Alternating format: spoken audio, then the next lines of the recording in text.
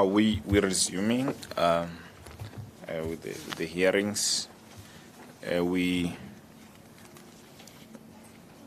shall now call on the Department of Water and Sanitation. Welcome. Mr. Mfundongo Bese is the evidence leader. He will take you through. Thank you, Chair. So we have colleagues from the Department of Water and Sanitation. If you can please state your full names for the record, please. Good afternoon. My name is Namisha Matrapasad. I represent the Compliance Monitoring Unit of Department of Water and Sanitation from Pretoria. Good day, everyone. My name is Tsunduka Kosa. I'm the Director responsible for water use licensing in the Department of Water and Sanitation. Thank you. Good afternoon, everyone. My name is Abashoni Dokas Nefare. I'm also from the Department of Water and Sanitation under Compliance Monitoring, Irrigation Water Use Activities. Thank you. Thank you. Just for the purposes of these interviews, if you can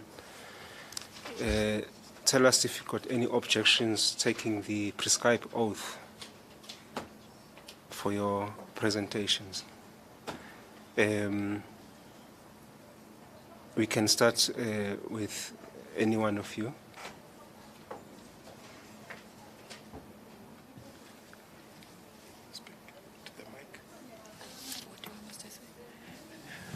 No, I don't have any objection to take the oath. Thanks.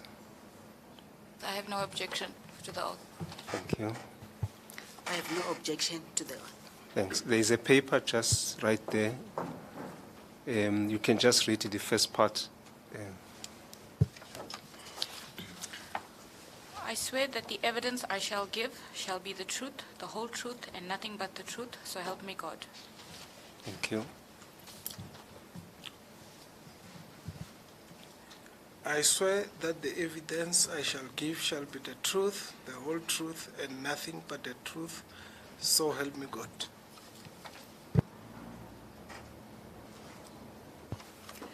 I swear that the evidence I shall give shall be the truth, the whole truth, and nothing but the truth, so help me God.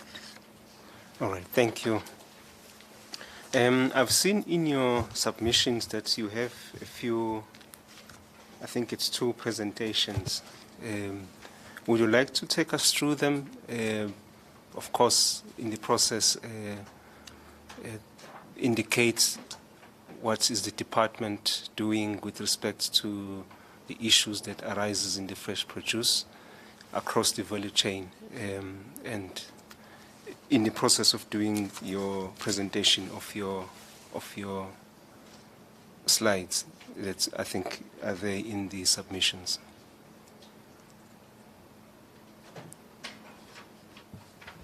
Okay, thank you. Whilst my colleague is just looking into the one that relates to the metering, I'm going to take you through the one that deals with water use authorization. I'm just trying to get the presentation from my computer so that you can use the copy that you have provided to us. Right, I'm the director responsible for water use licensing. Basically, the presentation that we have provided, two, so I'll deal with the one that deals with water use authorization. So in that submission, what we've done is to show the need. Why do we have to authorize water uses? And then the actual activities that we authorize. How long is the process? What are the requirements in this process? And then what is the internal processes? How do we make our decision? And then the recourse when the decision has been made, what can one do? and then concluding remarks. Basically, the reason why we authorize, we're fulfilling a constitutional mandate as a department. So it's an expectation for the department arising from the Constitution that we have to make sure that we protect the water resources, which in that we have to prevent pollution. And the second part of it talks to Section 27 of the Constitution, which is the Bill of Rights. Specifically, there everyone has the right to have access to water. So the authorization function in the department precisely it's meant to achieve those two imperatives.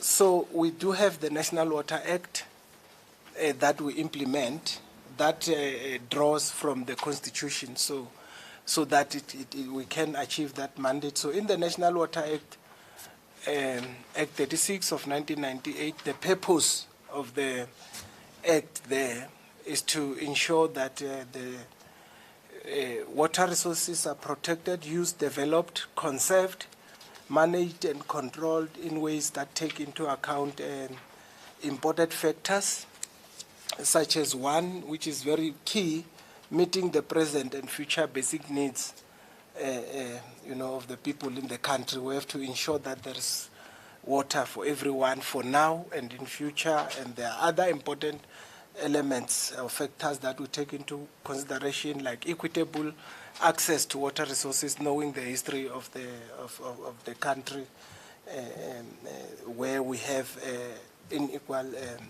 unequal access. So this act seeks to achieve equity, but of course there are other imperatives, and I have one slide that shows the current state of water resources in the country. I don't know if I can't project it to people here, it's not possible. But basically that slide is showing us what is in the purse or in the fiscus, if it's treasury, how much money we have as a country. This slide shows how much water we have. And if one wants to summarize that, I would say we are at a balance, situation of a balance. The yield, it's at a point where it's equal to what is required in the country. So we have to tread very carefully, everyone, knowing South Africa is a water scarce country, hence now the need for authorization. If you don't come with authorization and balance access to control, then you have everyone taking, and then obviously the graph for the requirements will shoot up, and then what we have, then there will be now water shedding. We'll move from power shedding, electricity, then to water shedding. So that's what we do. So we do have in this picture, it's showing specific areas, and if you want to go to the specific areas which are catchments in the country, you will see that very few of them, less than half, we have more water than is required in those catchments. So as it were, it paints a very bad picture. And where we have water, just for context, available, is towards the coast, and that water is running into the sea. So you can see the difficulty here. Then coming into authorization, what do we authorize? What happened in the Act in Section 21, we have identified 11 water uses. So those are activities that when you undertake them, in one way or the other, you will impact on the resource, either quality or quantity. And this thing, you need to understand it in context to say that once you impact the water resources on quality, you are reducing the water that is available.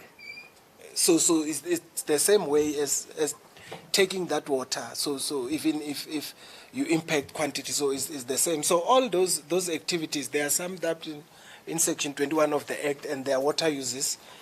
We do have an example of them in our presentation, like Section 21A, which is taking water from a water resource. If you sink a borehole and abstract water from that borehole, you are taking water from a water resource, you got to have a license. or any type of an authorization that is provided for in the Act. If you're storing water in a dam, then you have to have an authorization. Impeding and diverting the flow of water, these are structures that can be constructed in rivers and so on, then rivers will stop flowing. So we need to authorize that. Forestry trees, if you plant them, they are taking water, groundwater and surface water at the same time. We have to authorize that. So, and so on and so on. Water quality related water uses, we have them. I wouldn't like, for the sake of time, to run through all of them. Important one, it's section 21K there. It's for recreational purpose. For if you using a boat in a dam, you need to have a license. And water-related sports like fishing and so on in our dams and rivers. But then, fortunately, that one is pre-authorized. We allow people not to come to the department. You can go ahead. It's provided for in the Act as Schedule 1 water use. Now, our apologies, if you don't mind interrupting you. If you can just relate to us which of those are impacted by farming.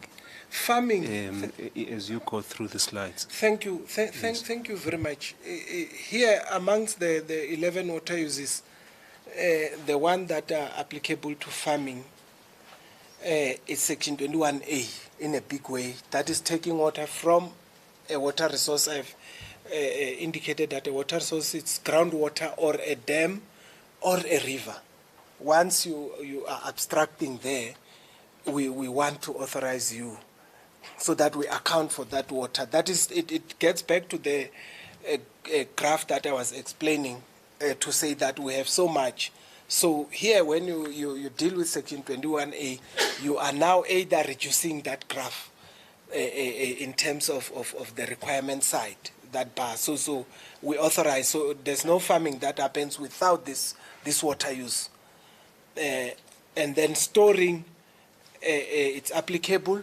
Farmers would like to construct a dam that will store some water for use when there's no rains and so on, either right in the stream or or off channel, right at the farm that is not in the stream. So if you look into a dam in a stream, obviously it's problematic because it means that the flow downstream is reduced significantly.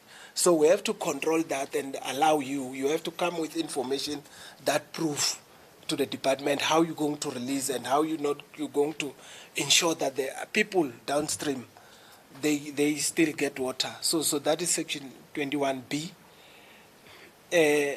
Issues of section 21C and I, they are just secondary water uses to say that we would like to see the structures, the release valve of that dam and so on.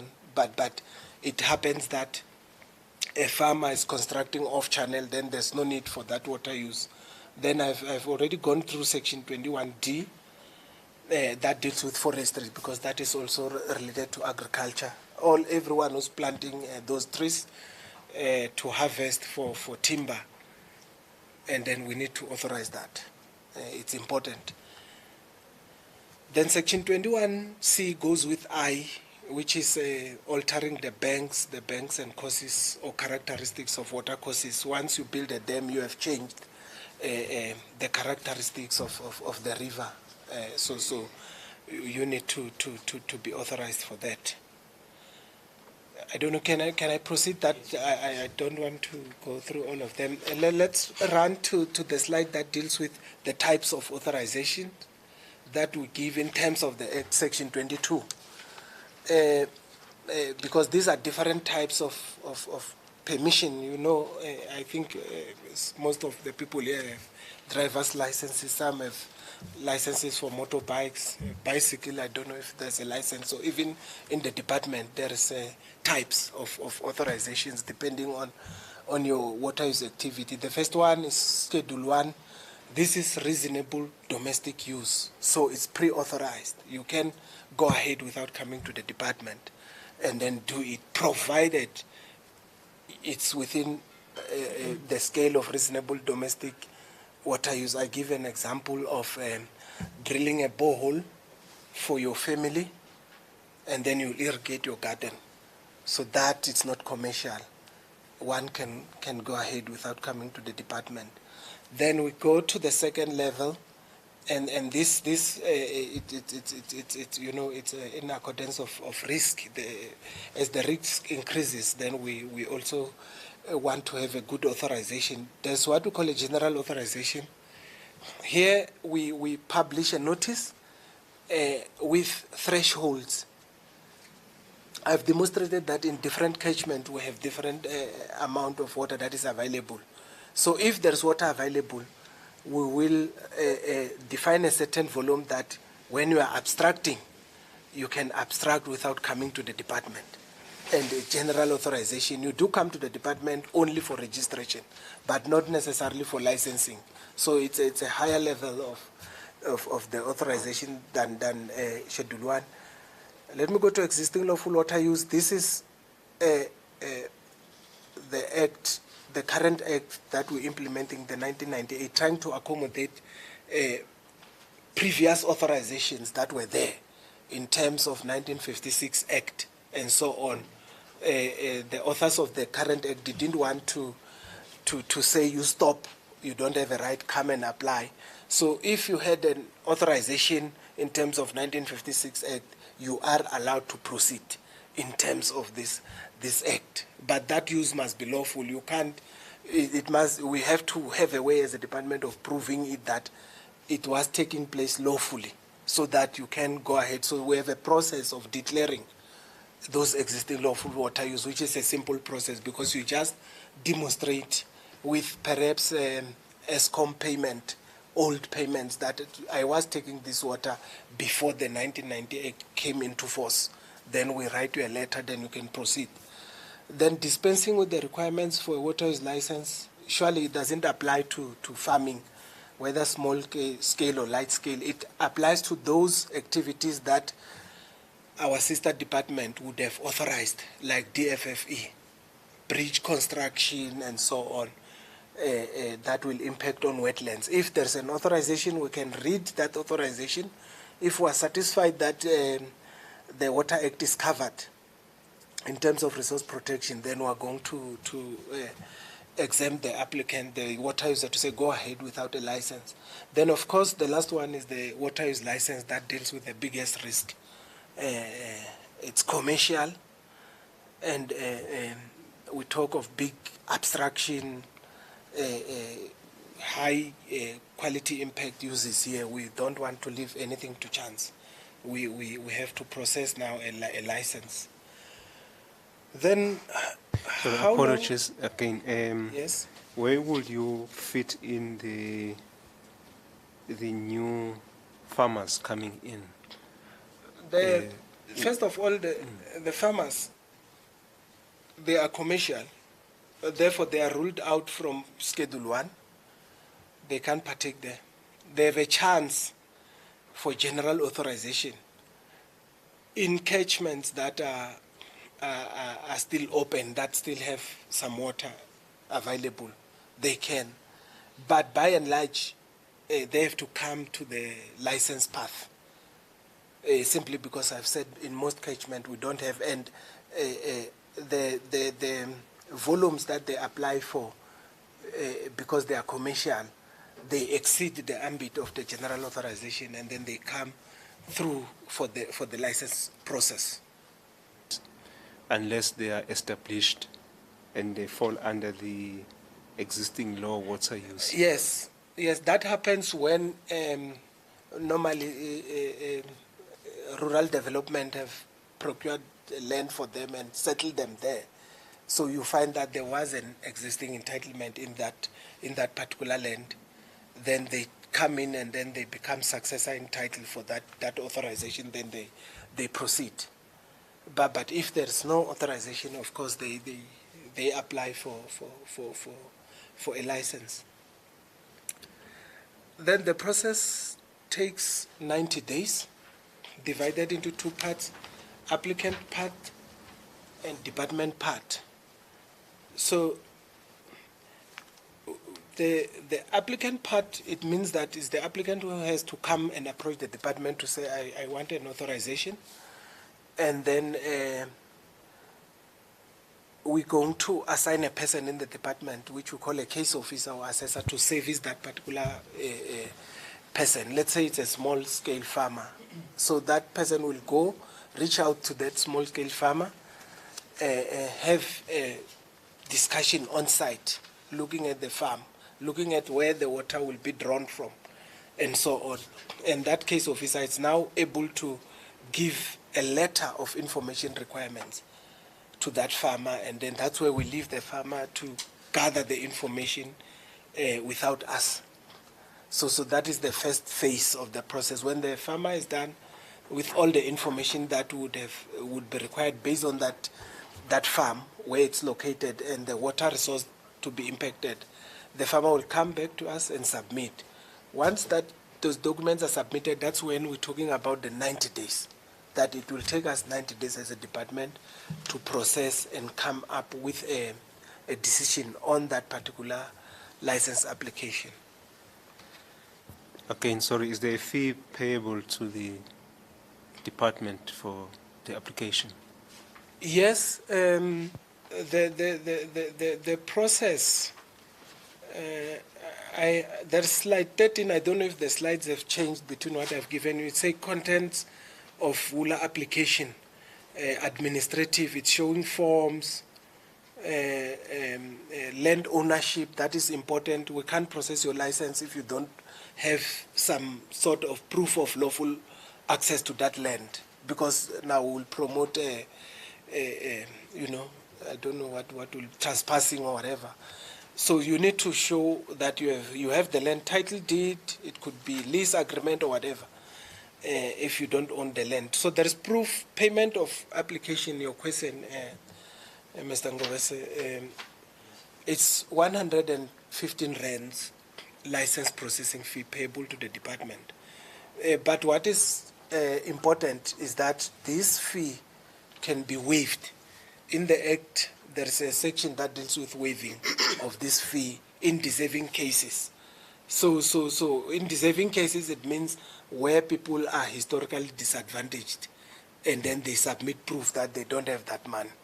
And then we will write the submission all the way to the DG. Then the DG is going to say, yes, I support that this person doesn't pay. It may look not important now, but it will be very important in the near future, because in the regulations that we have published for public comments, that we are busy finalizing them, we are raising this fee, we are increasing the fee, because it has never been increased since the Act came into force in 1998. So it stayed like that for what reason we do not know.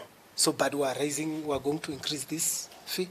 So it will be important. We'll now receive a lot of waiver applications from the new entrants who cannot afford.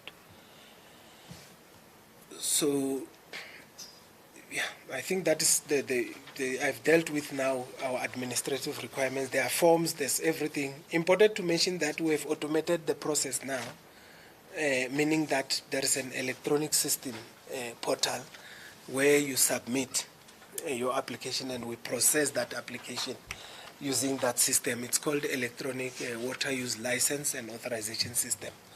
So that also, it's some sort of a risk or barrier perhaps to the small scale farmers, because they may not have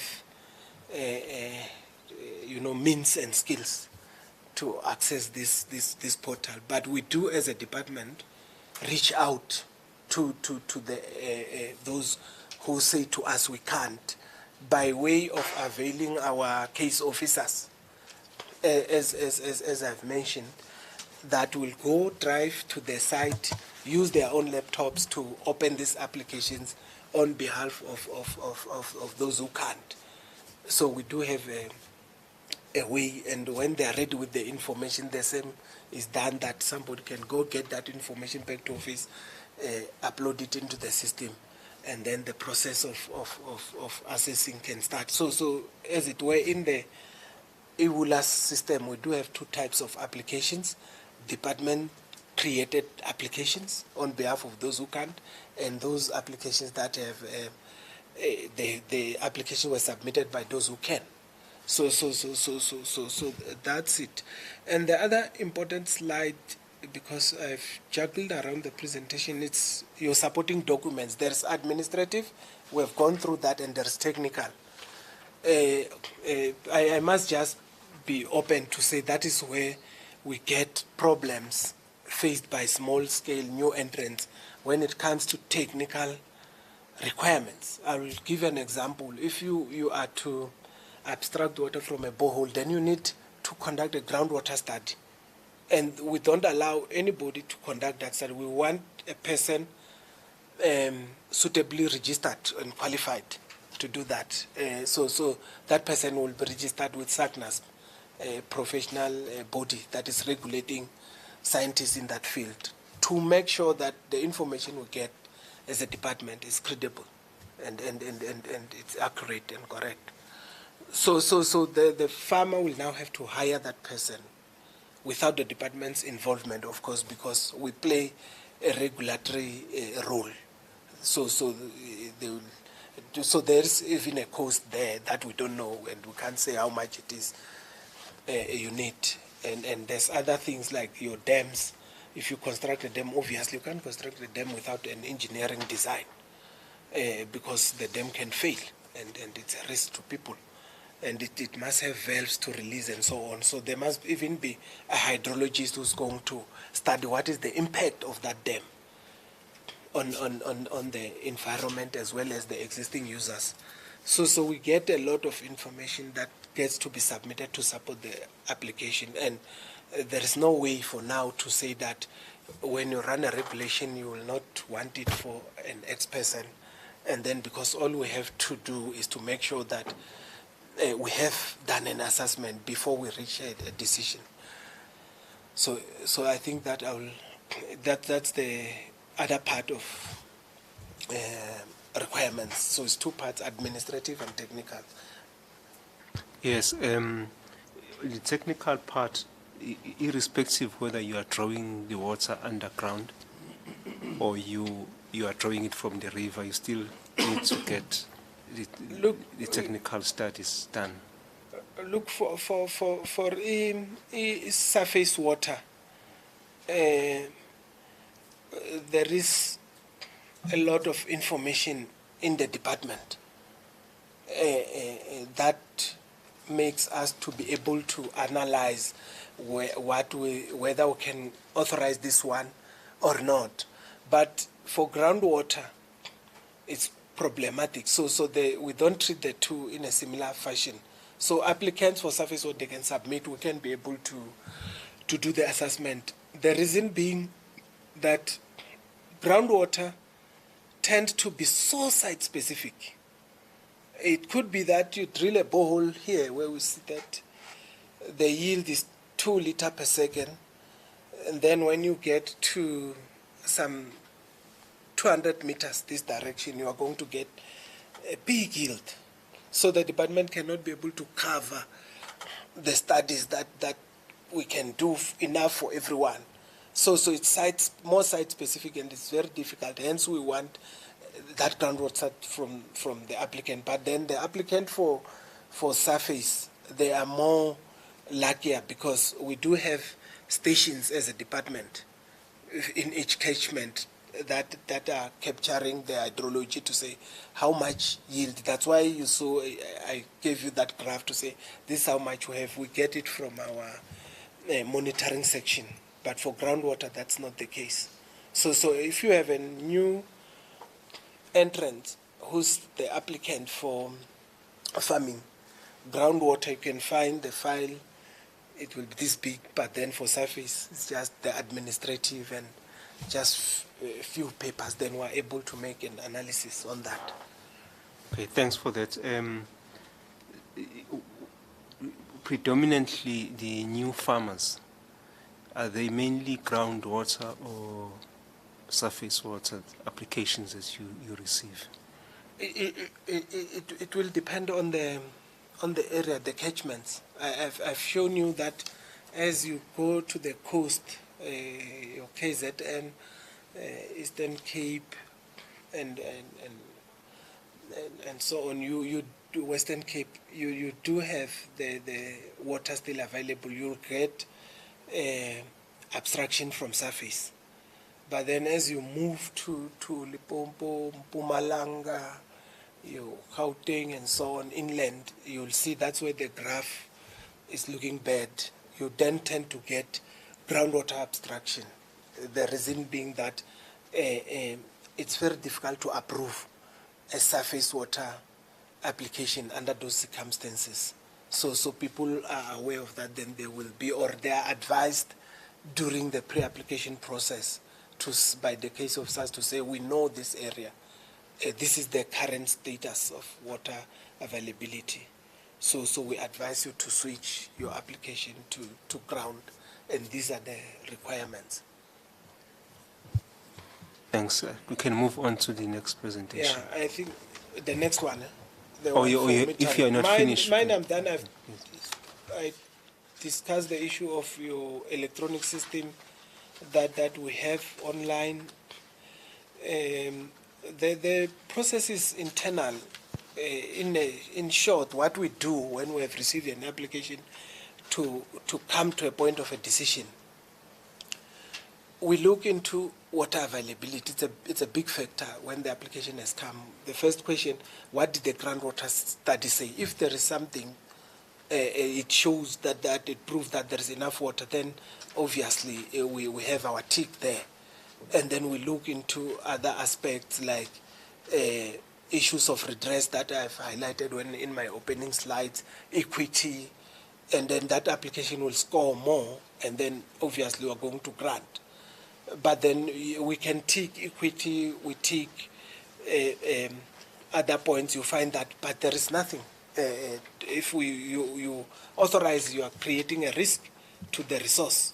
There's one element that I want to stress, which we call what we call the reserve. The reserve, it's water that is set aside for ecology and basic human need. This takes priority to business. According to the Act, we have to make sure that when we run the system, there's water left for basic human needs as well as ecology. We don't want a crisis as a department whereby crocodiles and everything, hippos, are going to now come and live with us in our homes when we have now used up all the water. So that is then the Act Section 18. It's explicitly stated that the delegated authority or the minister must give effect to the reserve when making decisions in water resource management. So it means we allocate whatever is left. And there is international obligations, again, for the resources that we are sharing with our neighboring countries. We also give that a priority. You have to leave a certain volumes. There are agreements, international agreements governing that. We have to respect that. But whatever is left, then we're able to authorize. That is how we authorize, trying to balance environment, economic and social aspects. In terms of recourse, when we have made a decision to decline, you can go to the water tribunal. It's an independent body, but it's the chairperson. Actually, the whole tribunal, it's appointed by the minister. The chairperson and the deputy is recommended by the Judicial Services Council. So that's when you take your complaint there to say, they've declined my application, and then we'll go there as a department, will be a respondent, and then they will adjudicate over that appeal and make a decision. So the other part to this is that a person who has objected to the license being issued, when a license is issued, can also object. So hence you see I stress the need for information requirements, because when there's an appeal by somebody who says, you should not have issued this thing, this is going to impact me, then now we need to show that the applicant gave us enough documents that prove there's water here, there's everything. So we have taken care in the assessment process of your needs. So when there's an appeal, the decision is suspended.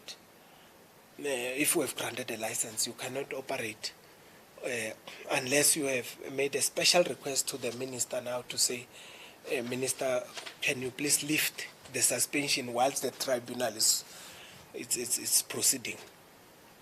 So that's appeal, and yeah, that's the process. In short, I don't think I have to add more unless there are questions on that. Thank you. No, thanks, Mr. Kosa. We can move on to the next presentation. All right, thank you so much. And the part that I'm going to present here, it's going to be aligned to the existing lawful use that Mr. Kosa has indicated.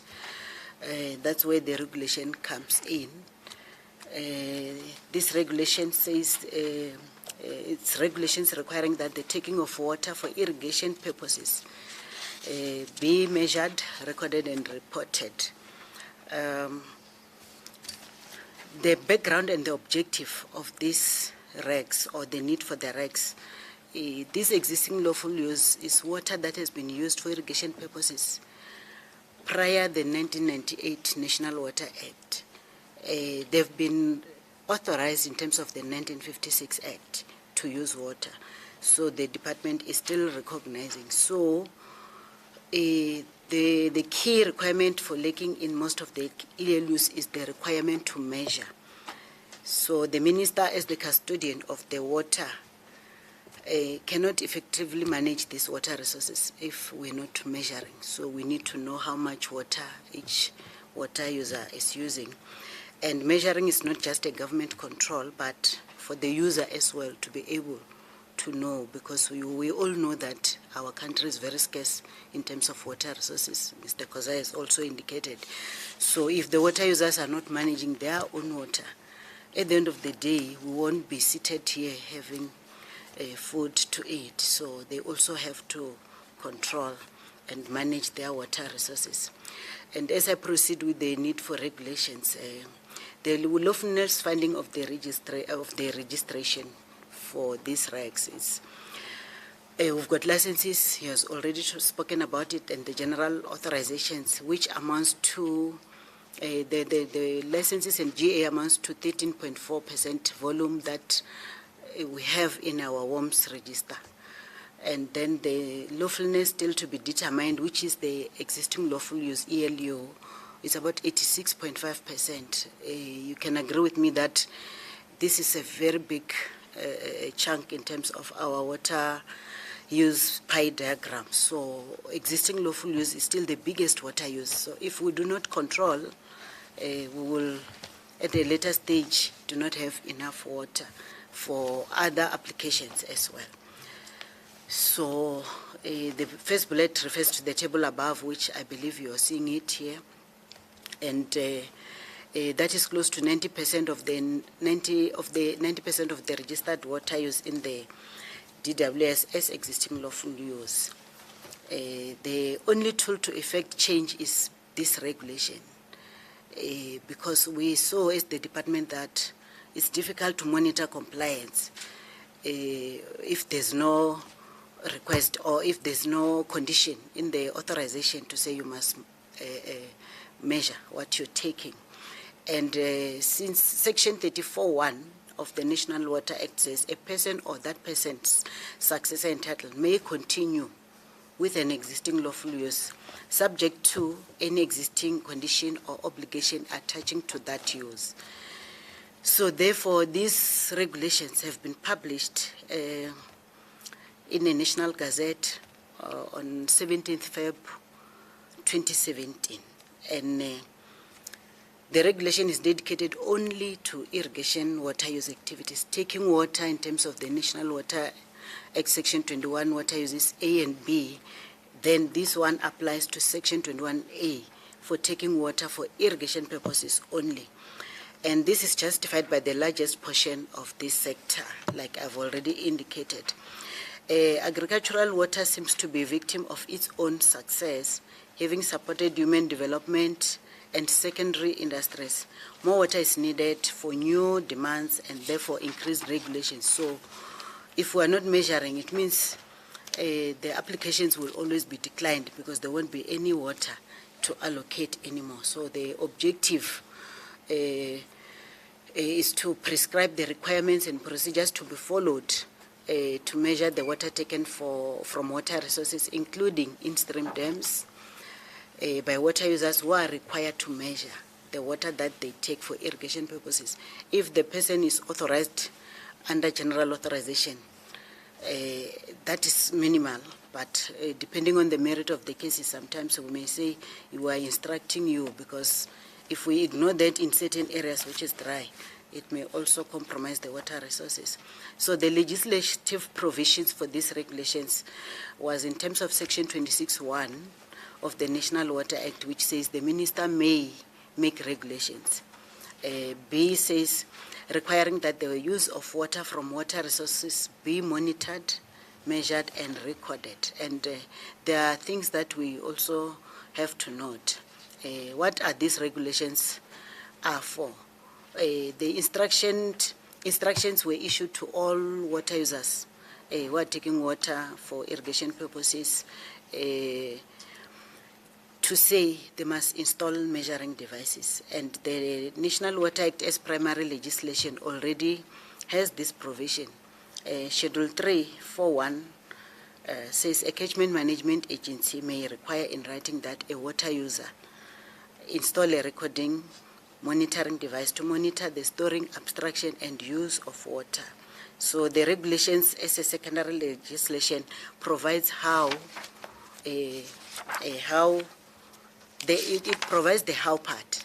These regulations provide the how part. And the National Water Act also gives provision to say water user associations must also play a role in this function. Schedule 5.4 says the water user associations' principal function is to supervise and regulate the distribution of water from water resources according to the relevant water use entitlements that they are having, by erecting or maintaining the devices, which is the measuring device here, or meters.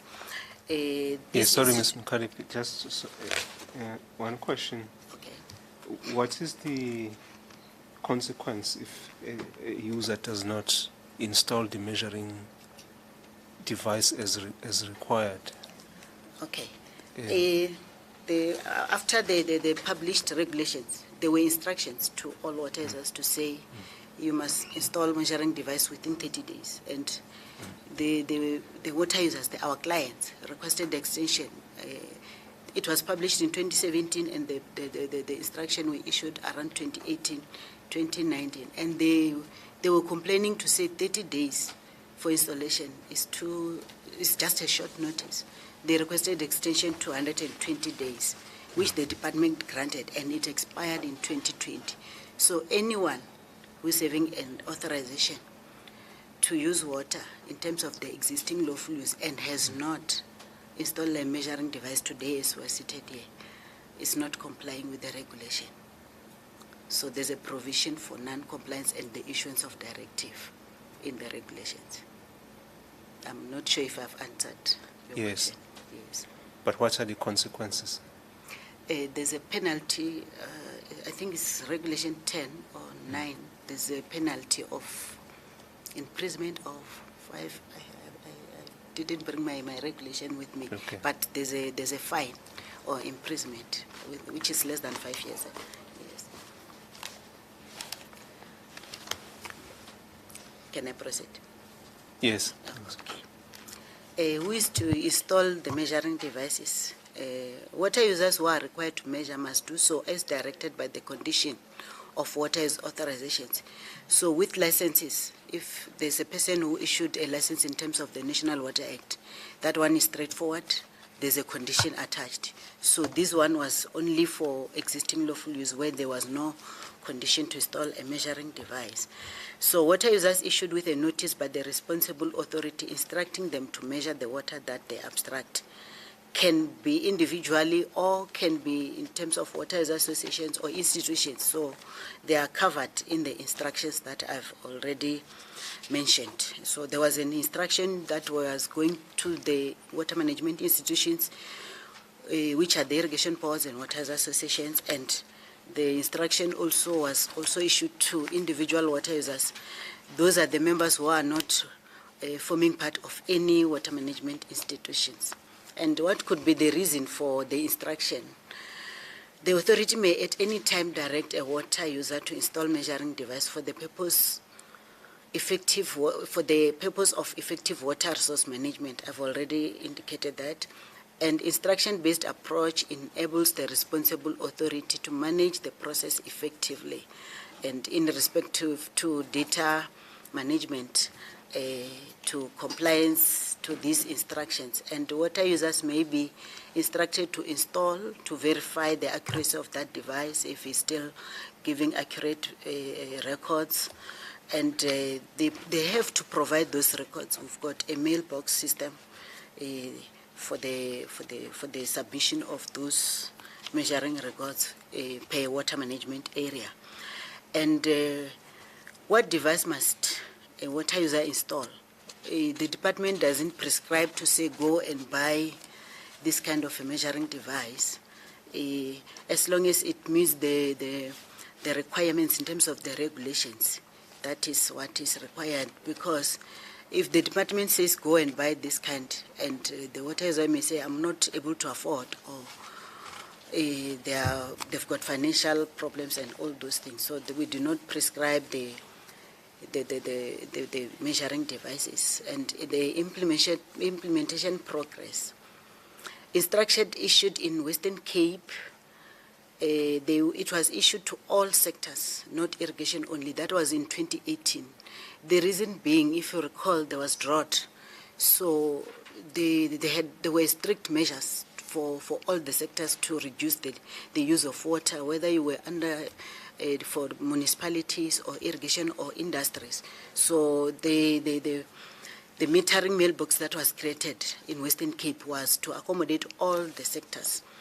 And the Gazette instructing irrigation boards and Water Users Association to install measuring devices was approved by the Director General on 1st February 2018, and not yet published for implementation. And emails created for receiving the measurement data. That's what I've already spoken about. Yeah, that brings me to the end of the presentation. Thank you so much. Thank you. Okay, just moving on to the questions then.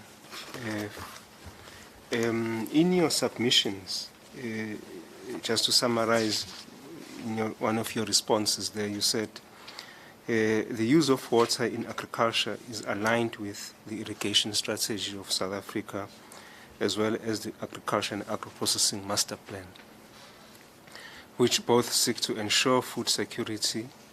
And then you say the department seeks to address the dualism in the agriculture sector, where on one hand they are well-resourced and predominantly white-owned commercial farms, and on the other hand they are poorly resourced, small-scale, subsistence black-owned farms. So in light of your submission there, can you just explain to us sort of background activities that the department is involved in respect of irrigation, and specifically how you allocate the licenses?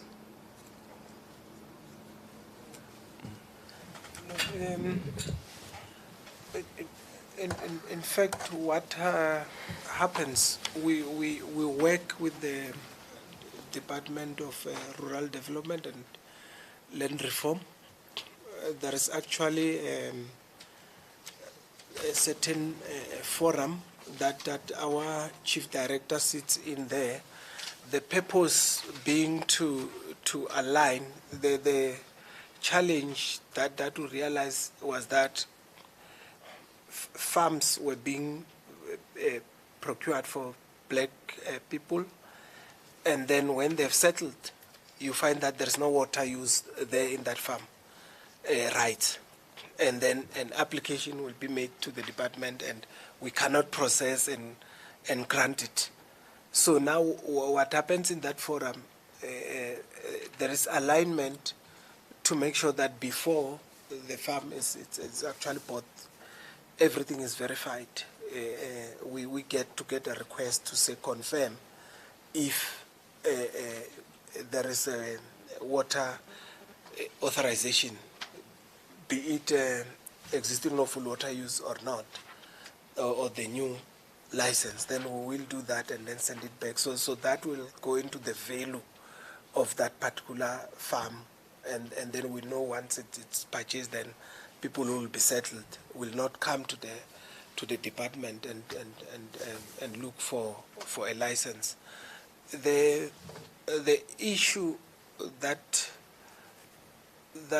recently there is an MOU that was signed between the two departments that then deals with the applications, because that's where there's a problem. Whilst we are a regulator, we do not have means to support the application process, and that is problematic. So within that MOU, there are means that are being developed to say that let's get a list of applications, like new applications, not the people who are benefiting from rural development. If we get a list from the Department of Agriculture, we know them, then can't the Department of Agriculture provide money for what is required for license, like drilling of boreholes, because that must be done prior, before you even come to us. So there is that alignment. But we used to have a fund as a department that because of the prevailing circumstances of the fiscus, they've stopped giving us that money. It used to call Resource Poor Farmer Program, that we used to have our own fund. When people are applying, we could assist them and so on. But now that we no longer get that money. But there is always discussions with agriculture and ourselves to assist these small-scale farmers. Yeah. Yes. To what extent are commercial banks involved in that program as well, to assist the smaller farmers with that application process and all the pre-application things that they need to do? Are commercial banks as well involved in that? No, the only thing we hear is when we engaging with the new entrants is to say that they refused or stopped on my application for funding because I don't have a license, and they referred me to you to try and assist on the process. Then we'll take over and assist, but as I've said, to where we can, our ability, by assigning a person to help in terms of creating the application and not. But when it then comes to application compilation, then there is a challenge again, because we do not have means to support, and really it's also a mandate issue. That's why that fund for Resource Poor Farmer was terminated. When Treasury is reviewing our budgets, it says that, no, but I do have another program in Department of Agriculture, and you also have something for the farmer. Let's try and have this fund in one place. So that is the challenge. But not, we do not know if the banks help them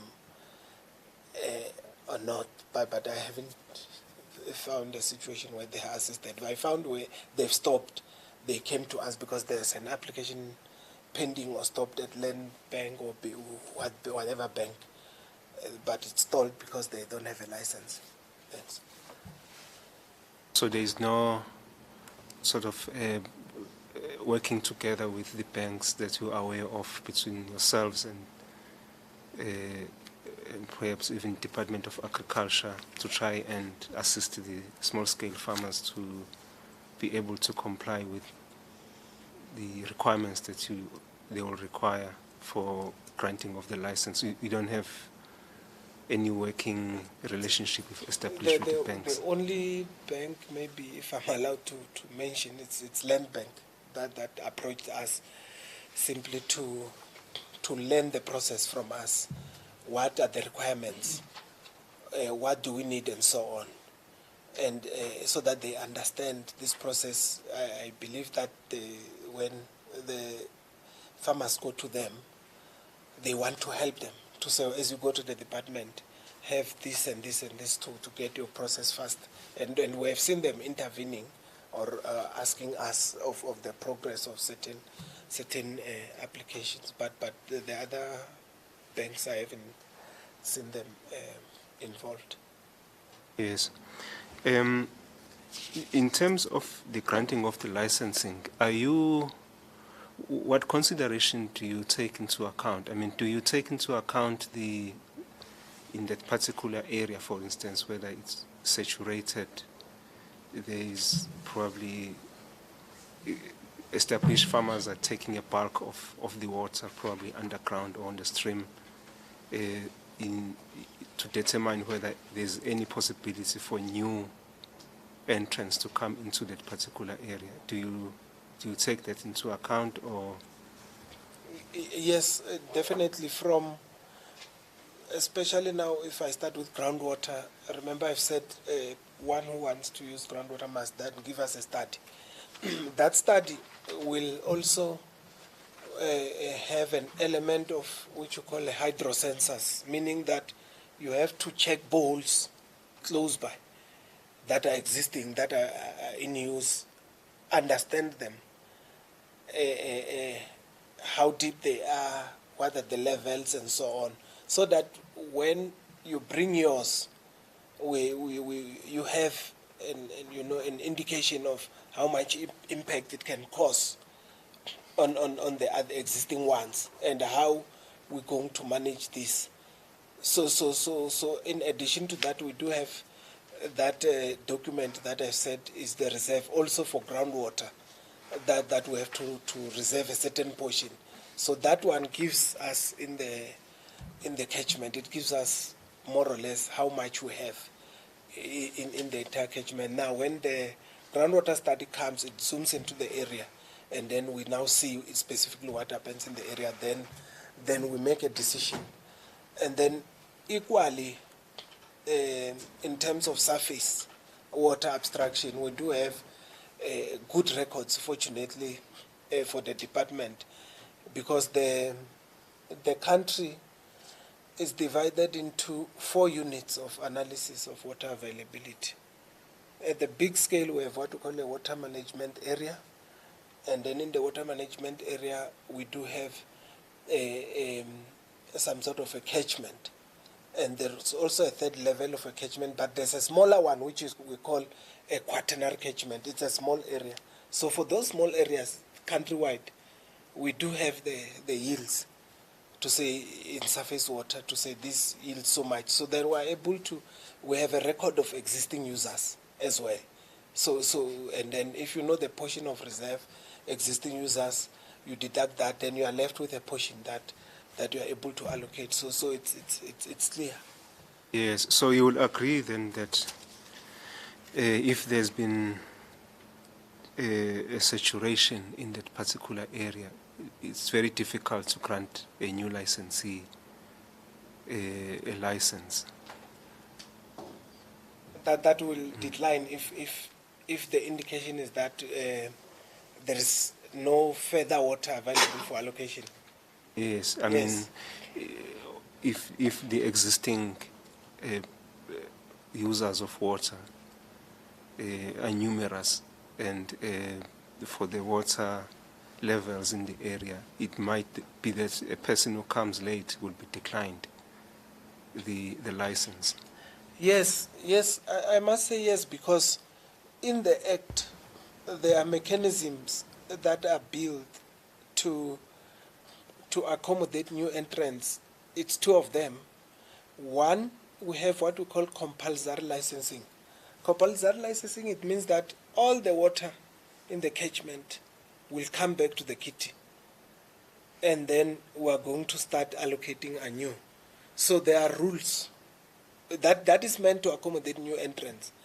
But that we need to do after we've done what we call validation and verification first in the catchment, so that we know everyone is entitled to this much So that when we see that we are in a good space to move into compulsory licensing, we have done that in two areas, in Hlatuze and the KZN catchment. That was done. And then in Tosca, there is that Northern Cape, it was done. So that is the one. When everyone has a license, there is what we call general review in terms of Section 42 of the National Water Act. Is it 42, Namisha was there? General review, everyone has a license. We also bring everything back to the kit and say now there's people who are waiting, knocking by the door, who are outside, they want to come in. We need to leave. So we're going to curtail everyone. And then that's when we don't meet the reserve, as I've said, and then we need to accommodate new entrants. So there are two levels of that. So hence, it's then risky then if you find that, look, you have enough data in front of you that there's no additional water in that catchment to force an issue, because the implication of that, it's what we call assurance of supply. The existing users will not get water at the current assurance of supply levels. And we have human consumption which is at about 90% of the times. That's the assurance of supply that we must guarantee. But we do have power generation and so on, 98. We have to make sure that there is water going to that process. So once you accommodate that effect of forgoing the new people in a catchment, when the catchment is stressed, you reduce, so then the assurance of supply. So then in those cases, we are able to decline and state that we have declined. But we do direct, as we've said, even at pre-application stage, to say this is the information we have. It will be difficult for you, but the Act doesn't allow me to block an application to come into the department, by the way, because there's a delegated authority at the end of the chain who can overrule everyone and say, I'm granting this. So, but I'm just saying that these are the considerations. It's something that you have to be careful. I've said it's litigious. The existing users have also a role. And in most cases, when you apply, not necessarily in most, in all cases, we say undertake public participation, meaning publish and invite people who are in the area to make comments as to say they support or they are objecting to your proposed activity. So those are the things we consider. Now you have objection, you have the resource that is in a stress situation, now you have this new user. Yes, so if I got you where you said you have currently completed 2 catchment areas in terms of the levels. The compulsory. Compulsory. Yes. So with the rest of the areas, you can still apply and get the license. We have conducted compulsory licensing in those 2 areas. In Tosca, it was special for groundwater. The groundwater resources were overstretched, and then it was not controllable. We have to now say everything must come back, and then we are able to reallocate anew. And then in Hlatuze, it was surface water. Then in KZN, then we called everything. So there we don't have a problem, as it were, for now. We have new entrants who manage to break through. Unless at some time when we're going to conduct a review and say, hey, now we need to go to the second stage of reallocation, which is a general review of licenses provided for in the new Act in terms of Section 42. So maybe you can say this, probably repeat it. What is it that the department is doing or not doing that impacts negatively on the accessibility of water, especially by the new entrants? Is there anything that you can point out to us which you are probably failing in doing as a department, which is probably impacting negatively on the small businesses from accessing, or new licensees from accessing water? Well, I think the problem, first, it will be that we do have a mandate as a department, of course, to process licenses and also to take issues of equitable access, to make sure it happens. But then I've said we do not have a budget. So that on its own, it's a problem. But if there is good agreements with the Department of Agriculture, that gets out of the way. We find a way to help them. Perhaps the other issue could be, but that's not out of the department's doing, is that the country itself, it's a water scarce country. We counted amongst 30th driest country in the world, so receiving rainfall above the world average, it's below. So for that reason, there isn't enough to allocate, but we also have the mandate to develop resources, meaning build more dams as a department. But then, look, we'll just build more and more and more and more, and water cannot get enough. Abashon was talking to metering of the water that is in the ELU part, which is important. I just believe that somewhere, somehow, also the users must come in and be efficient.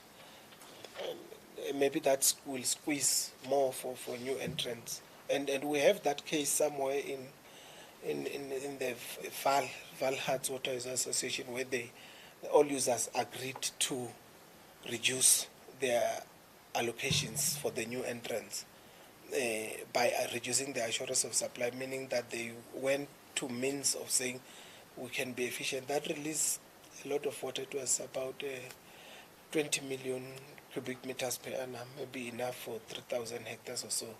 Then we managed to allocate that to the new entrants in that area. So other than those voluntary reduction in the use, I mean, we understand that the old farmers, especially those who had farms pre-1994, are not paying for water. Is that not something that creates inefficiencies and in terms of the use of water, and therefore restrict the entry of new farmers, because water is being overused because people are not paying for it? Is that not something which you are addressing as a department? No, we don't have certain grouping of water users that do not pay for water. Abashoni indicated that we have a system, we call it WORMS. It's Water Use Registration and Administrative System for authorizations in the department. All users are registered.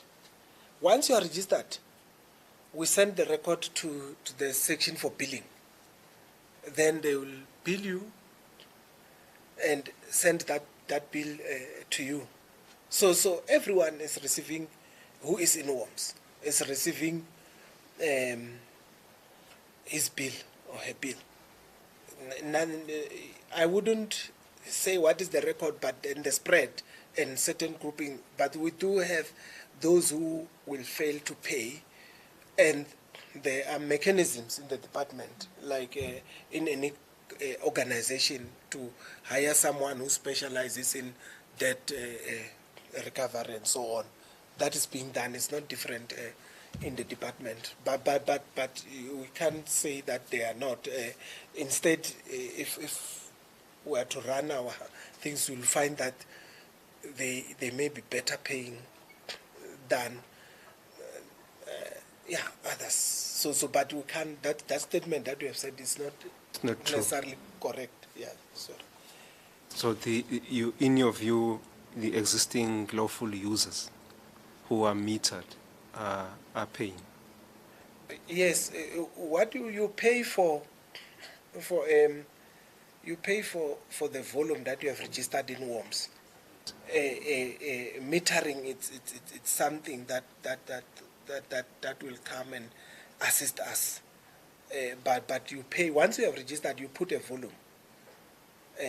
So now, then there's a process now for validation and verification that I've alluded to, that gives you declaration letter to say, yes, you are lawful. So before that, by virtue of you registering, because we have made a call for registration, which was compulsory, to say all users, water users, come and register. Whether you are lawful or not lawful, we'll sort that later. So they will have a database for registration. And no one who's under ELU, it will not be in his or her interest not to register, because you are now putting your claim for ELU in total jeopardy. Because when we do VNV, we started the record of WOMS, the one that who's registered. So that is our database.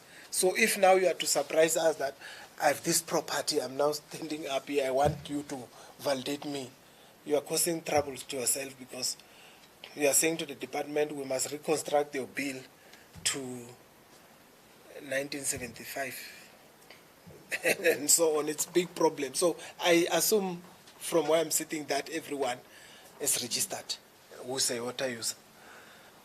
Just for that, especially the VNV one. Then the licenses one, we don't have a problem even at all, because before we can send you a license, we send it to the registration person. So they are not, the licenses are not registering based on that call.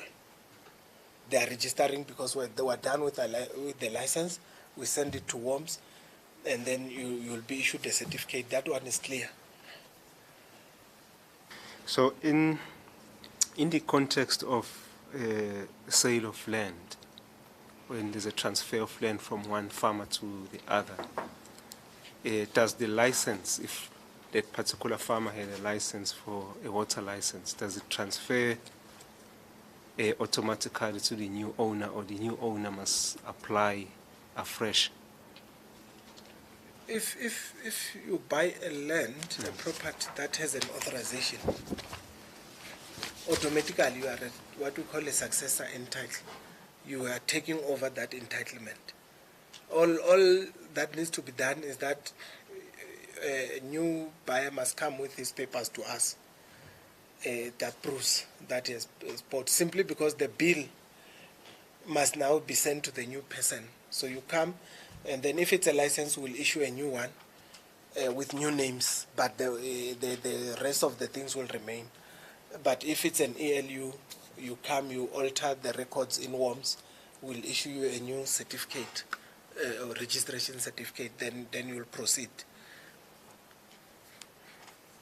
Is there is no fee payable for that? Or still the same fee that you pay? Yeah, it's when the same. It's the same fee. You are applying. It's an amendment. There's somewhere in section 49 of the Act 252. Those are amendments. Okay. Now, is there an irrigation strategy document that exists in the department?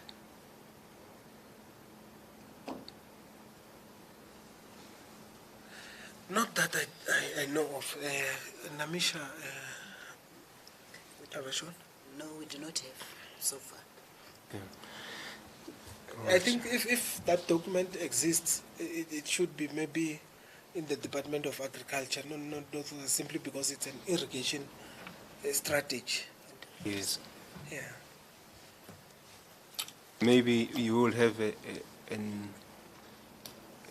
a strategy documents relating to the usages of water across various sectors of the economy. The strategies in that are there in the department, we have National Water Resources Strategy. That is the main strategy. It's in the Act, National Water Act, to say that the department must have that. So we have it. It gets revised. We have the latest one published somewhere last week. the lesser strategy. So that talks to everything. How we'll make water available for irrigation, how we'll make water available for industries and domestic use. It was published somewhere last week. I think the DG launched it somewhere in Joburg last week. This is the latest revision, so we are in the, it's the third one. The first one somewhere 2004.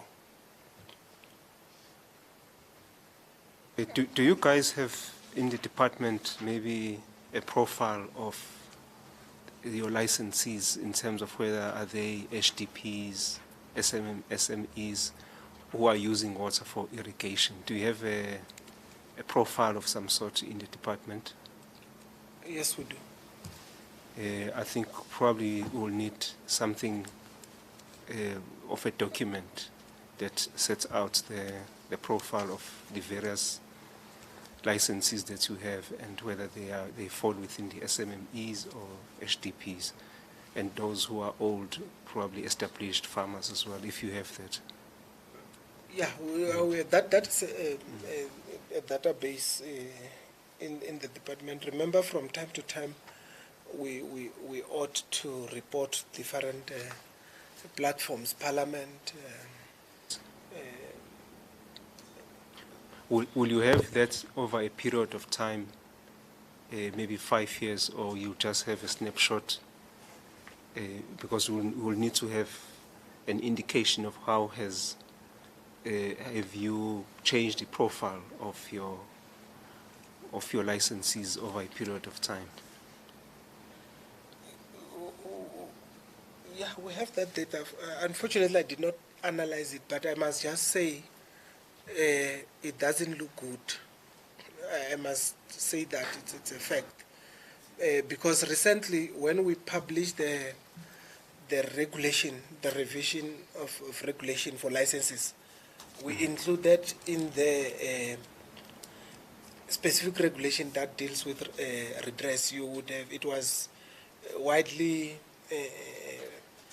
publicized. It was on media, to say the department, because in there we introduced some sort of a sliding scale of contributing to redress when you apply up to 75%, to say when you take so much water, we want at least the company that is applying to be 75% blacks. So, and it was 75, 50, and 25, based on the volumes, which it was the department's attempt to address your question of saying that what is the data saying, because we sit with the data that is not looking good in terms of that,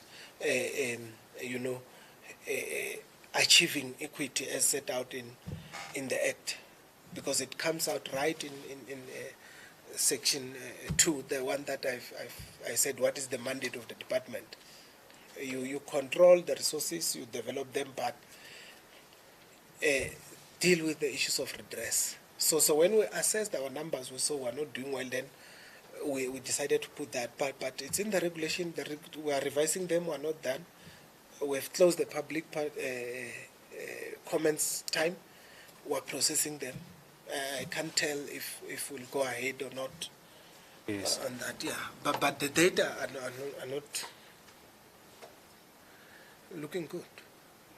So the picture indicates that there hasn't been much changes taking place there on that angle.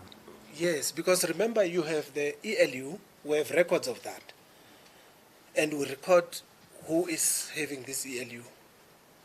Majority, it would be the previously advantaged group, then a small minority, less than 10%. It will then be historically disadvantaged grouping. Then we come to licenses, and in licenses we expected to make a big move. Yes. Because in the Act, it's a Water Reform Act that seeks to, amongst other things, to address those issues. But we haven't made, I think when we're analyzing the Act, it was now guessing somewhere 24% HDIs or so, and 70-something% when we check the licenses. But then Do you have a reason for this? Maybe that you And think is, the spread. yeah. What's causing this? Do you think there is a bottleneck somewhere that is restricting access, or rather appetite to? No, the main issue is that an application, you remember water is tied to a property. We don't process an application without land. So most of the applications we receive in the department from the HDIs, they are coming from the chief. Somebody who has been allocated land by chief. It's not title deeds. So there's a difference. Those ones, they are coming for 10 hectares, 5 hectares, and so on. So the applications are coming, but they are not bringing applications that are for big farms. But in your view, there is sufficient water for fresh produce farming in the country. It's not a matter of water shortage. It's that there's no shortage there in fresh produce farming. What is your view around that? Is there enough water, or there is not enough water for irrigation? No, but agric now takes 60% or more from the whole bucket that we have as a department. I think there will be a page in the current strategy that says what is all strategies must show that page. We normally do it in a pie chart that will show the sectors. But all along, agriculture is going 66, 60 or whatever. They don't drop below that. So they have a big chunk, and a lot of it held in ELU. And now ELU, how did we allocate? There were no methods then to say that efficiency is taken into account, like now in the Act. The Act forces you to, when you're allocating to agric, check the crop water requirements. We use models now that are available to check that, and we give you enough. But then it was 1956 riparian principle. If you own a portion that the river is passing by, then you can take. So we get a lot of water in there. If we are to migrate that to licenses, surely a lot of water will then get back for reallocation. So the sector can accommodate the new entrants if we are to migrate from ELU to licenses. Yes. So you also made a submission in your document you sent to us. You say the department pricing strategy draws a distinction between domestic and industry, irrigation, and stream flow reduction activity, e.g. forestry. In the revised draft of the strategy, a proposal was made to extend the resource poor farmer / forest subsidy from 5 to a 10-year program. It is provided that in the first 5 years, the RPF will not be subjected to pricing, and from year 6 onwards, there will be a gradual 20% increase each year until the full cost is realized. Can you just explain that a little bit for us? Yeah, it's difficult because the pricing strategy sits in the chief directorate. There's a chief unit that is called economic regulation, social and economic regulation section. So they are responsible for the pricing strategy to say how will people pay and how much. Are we going to differentiate it in areas and within areas in sectors? So, but they've made that call, and seen it fit to try and help the historically disadvantaged groupings, the new entrants, to say that the 5-year period for someone who's starting to be paying water resource management charges is not enough. Let us extend it to 10 years. And in these 10 years, you read to say that payment will start from year 6 or year 5.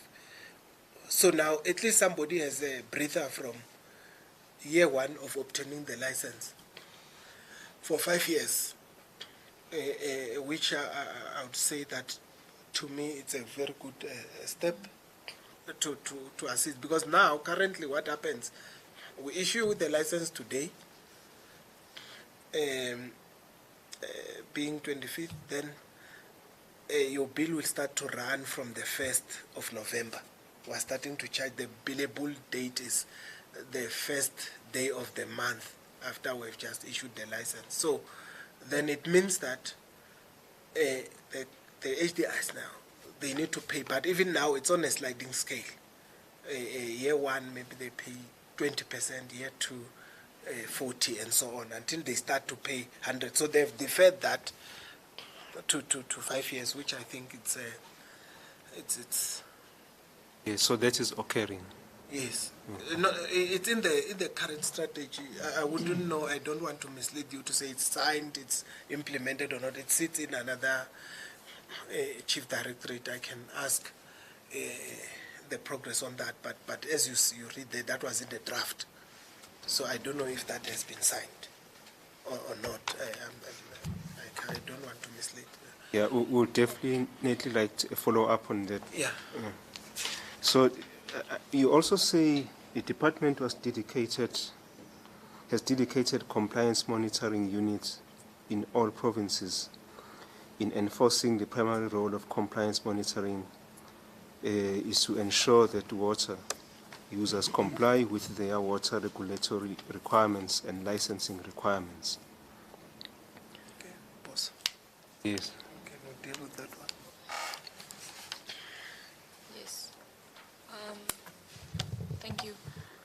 I represent Compliance Monitoring Directorate for my manager, Mr. Sibonisa Nkalipi.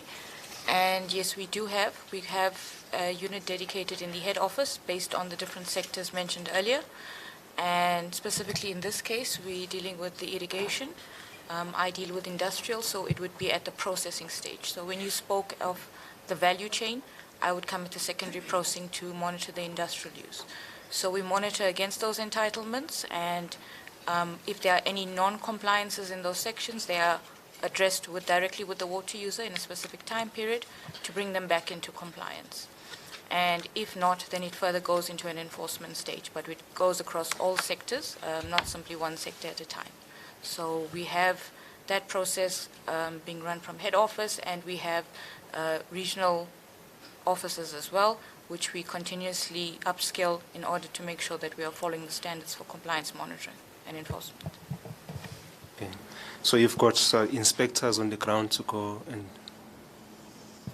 Yes, we do, in all 9 provinces, and we have the catchment management agencies as well, where we have we are engaged with assisting them with on-site with audits, developing the protocols, as well as building their skills. Are there any challenges which you've experienced in this monitoring and compliance in conducting your work, basically? Conducting, I think we find the understanding of the value of water has to be increased across the nation and across the sectors. Perhaps maybe the drought of 2015 has assisted us in helping us understand that value of water, where you simply saw processes stop. And one of the main things that we are seeing is water conservation and demand management has to take a primary focus in the future. My colleague has spoken about how we can further allocate, or how we can measure and monitor and manage it better. If we don't put in protocols to measure, we cannot monitor for the future, because our primary focus is sustainability and equity. So we are finding a lot of the users are very open to understanding about water. So we have a lot of explanations or training that we do with the water user directly when we are on site, where we explain if there's something that is needed. But we also find that there's can be a lot of resistance to compliance monitoring requirements. And we try to work with the user to increase their understanding, and well as for our officials to increase their understanding of the processes so that we can have a better conversation with them. So if we feel that if we improve that conversation, then our water users or the nation as a whole will understand why we use these tools and why we do compliance monitoring enforcement, given the fact that we are reaching our allocation and we need to look at it, even our groundwater resources needs to be managed much more sustainably and equitably. Yes. Do you find these challenges to be applicable across all sectors, including farming, irrigation? Yes, we do. We find, especially where we have mentioned that previously, before 94, there was the use of private water. The 1998 Water Act allows for our minister to be the custodian of that water, and the understanding of how to share water equitably for other users as well as for what we call the reserve itself. So for sustainability and equity, we find that across all water users. So for an example, if an industrial site is taking from a municipality and they can no longer meet that demand, they will say, I will sink a borehole. But they do not understand the water in the landscape issue, that municipality and they might be taking from their direct aquifer. That is why the monitoring and the measuring has to be the most important part, which we want to concentrate on. Okay, thanks. Just one question, I think it's a broad general question on access, basically. I mean, we've heard that a licensee may come to you and say is not getting the funding because it doesn't have the water rights. And in a situation where there's saturation, what do you do? I mean, obviously there is a funder who's ready to fund, but there's an issue with whether you can give that licensee a funding. What do you do under those circumstances? Look, under the circumstances, the best is to consult with agriculture to say, hey, there is this person who's struggling here. Can you please come and do your part? Because as a department, we're doing our part, being to say, this is the information we need, this is what we can do, this is things we can waive within the ambit of the legislation, but this we can't. Like for example, I've given an example to say for surface water we do have good information to say this is the yield and so on. Then it's simple. But for groundwater, as I've said, we will refer that person to the Department of Agriculture for assistance, and then they will take over. And then when everything is done, then that person will have now to come back to us for the process. Thanks. Just two questions from the technical team. They understand there is a water use association called LORWA in the Western Cape. I don't know if you're aware of it. Can you repeat the name? LORWA. Is it not Lower Orange? Lower Olifants. Oh, Lower Olifants, yeah. You know it. What is their purpose? What do they do? Do you mean the Waters Association in general? Yes, the That Water Use specific one. Association. There's an example of one. I think we must answer on the Waters Association, not Yes, necessarily yes. this it one. cannot They be, have the yes, same yes. purpose. Yes, in general, what is their purpose, the Water Use Associations? Okay, these are the institutions that are established in terms of the National Water Act by the minister to take care of the water use in a specific area, you'll find that they also are given powers and functions to monitor and to also check the water resources, the taking of water, the distribution of water. So their role in general, countrywide, is to make sure that there's water conservation in terms of the national water, whatever that Mr. Kosa has indicated. And the role of the department, we become an overseer. When we say we go to monitor them, we go to monitor that institution in that area to check if they are checking compliance of their individual water users in terms of the powers that they have vested in them as per constitution. Yes. That they will be given by the minister. Okay. So it's water management. Yes. Do you hold them accountable if there is any non-monitoring, for instance, or overuse of water by their members? Do you hold them as associations accountable, or do you hold the users themselves? Yes, they are held responsible. Yes, they're supposed to be responsible for everything. So the department, yes. Yes. Let me add. Yes. They are established to manage water resources within a certain area, specific area. It will be like maybe Pretoria North, the whole of Onderstepoort going to Hammanskraal and so on, that stretch. So they will be managing, everyone who's got the license must work with them. So they will take over the license, they will know what is your volume that we've granted as a department. So they will ensure that you take up to that volume so that you don't impact the other users. So they have a common kind of goal in one area, and then they will be managing on behalf of the department. So when it comes to audit and also issues of billing that we have discussed, they will do the billing. Then they will then pay the department what the users were supposed to, because they have within that a certain charge that is meant to run their business. So when it comes to audit, then we audit a water association, not the users, because they have to act on our behalf. So that is how it runs. Thanks. Then one last question then. What sorts of issues does the department face in terms of expanding or constructing new dams? There was a site visit where, the team learned that there were issues with dams like Clan William. What sort of challenges do you experience in the construction of new dams, and whether it's completion or?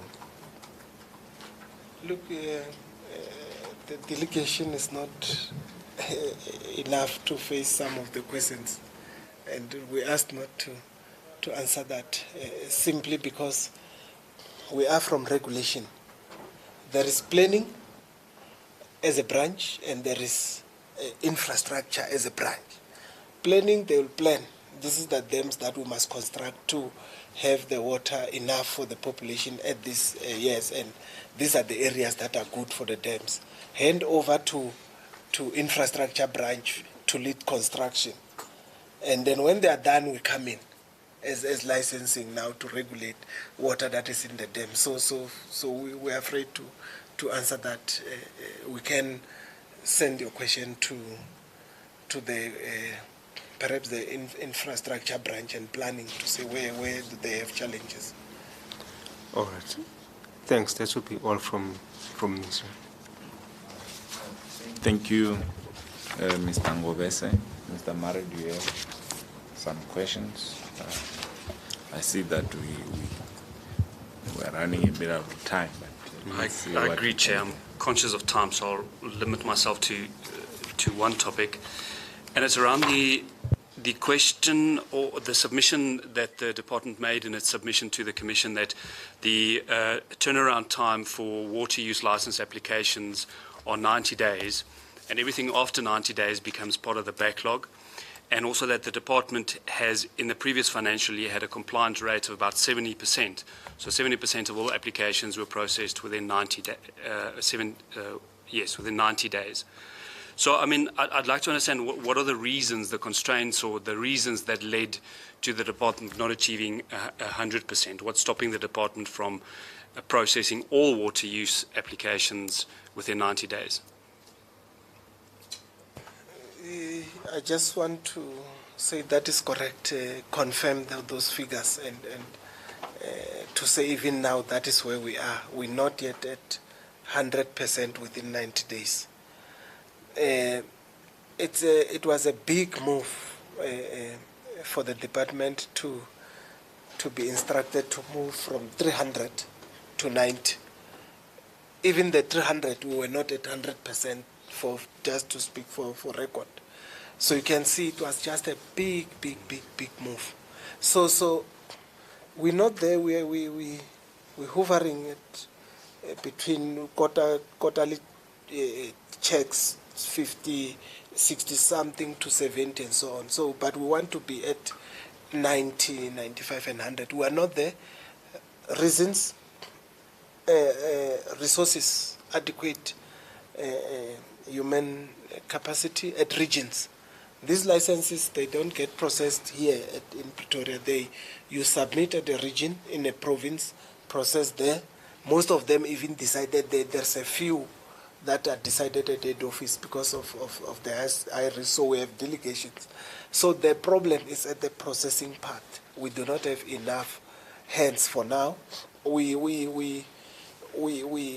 recruiting now currently some resources that we are going to place them at regions because we have seen that gap. Hopefully, once that is done, we will push to a better percentage. But then you can ask another question: which ones then are lagging behind? We have simple licenses and complex licenses. Complex will be industries and mines. Because they will apply for nearly 8 water uses of those water uses that I've described. Because they want to take water, they are treating something with the water, they are throwing it there and so on. So they do a lot of studies. So those ones are lagging behind. Agriculture and forestry, simple and straightforward, 1 water use or 2, and very clear. So if you check the ones that runs into backlogs is the complex ones, but they do for now, and we do have strict processes in the department to say yes, it has exceeded the 90 days, but we follow on it and until it's out, and then it's just that you can't record it as a success. So in the main is resources. Once we sort that, which we are doing, the curve will improve. But to a point of 100% within 90 days, that is difficult. If considering that you get one license that you say you need to stop now, you can make a decision, you'll make a wrong one. Consult with the applicant, subject it to get second view in the department and so on. So, but 70 not acceptable. We can do better if we address resources. Thanks. Thank you, Chair. Thank you very much, Mr. Murray. Just to, because there's this question, because it's in your slides, I just want to make sure that we understand this very well. And I think you have said you had a deadline, is it of 2020, for all those that are for farmers whose lawfulness is still to be determined. So you call them ELU, right? Lawfulness still to be determined. That's the category of users. Maybe it's not just farmers, right? It's everybody else, including the mines. What has been the progress since, I think you said a deadline? Yes. That there must be meters by that time. What's been the progress since then? It depends in other areas. Maybe if I can cite Western Cape, but like I indicated, for Western Cape, it's just a combination of sectors. They are submitting and it's weekly, bi-weekly submissions. The records are good, although one has to go and filter again to agriculture data. All the water management areas, they do submit, but you'll find that in other areas it's just 1, 2, 3, 4 water users who are submitting and were able to refer back, because sometimes you'll find that they just put the figure and it's not a clear indication of where is the water being measured. So we communicate with them. We do receive the data in our metering mailboxes. Are you able to provide us this data for agriculture? Yes, I think you've just mentioned it now, just so that we have a picture just for, of course, we are looking at fresh produce, just to see what's happening in agriculture. Okay. In terms of who's submitting in whatever water management area or Who is lawful? Okay. And who is ELU, who is partially lawful? I think you have this looks like a full picture of everything. I've just picked up mining. There could be others, but I think for purposes of this inquiry, we need to look specifically in agriculture and more specifically fresh produce, but I think irrigation is mostly, I think, more relevant for fresh produce, I assume. So if you can, so that we don't use this, the aggregate picture, I think it's useful, but I think we need one specific to agriculture. And also that information, I think Mr. Ngobese asked, it will help to also see the demographics of those farmers, right, so that we can be able to assess this information. Now,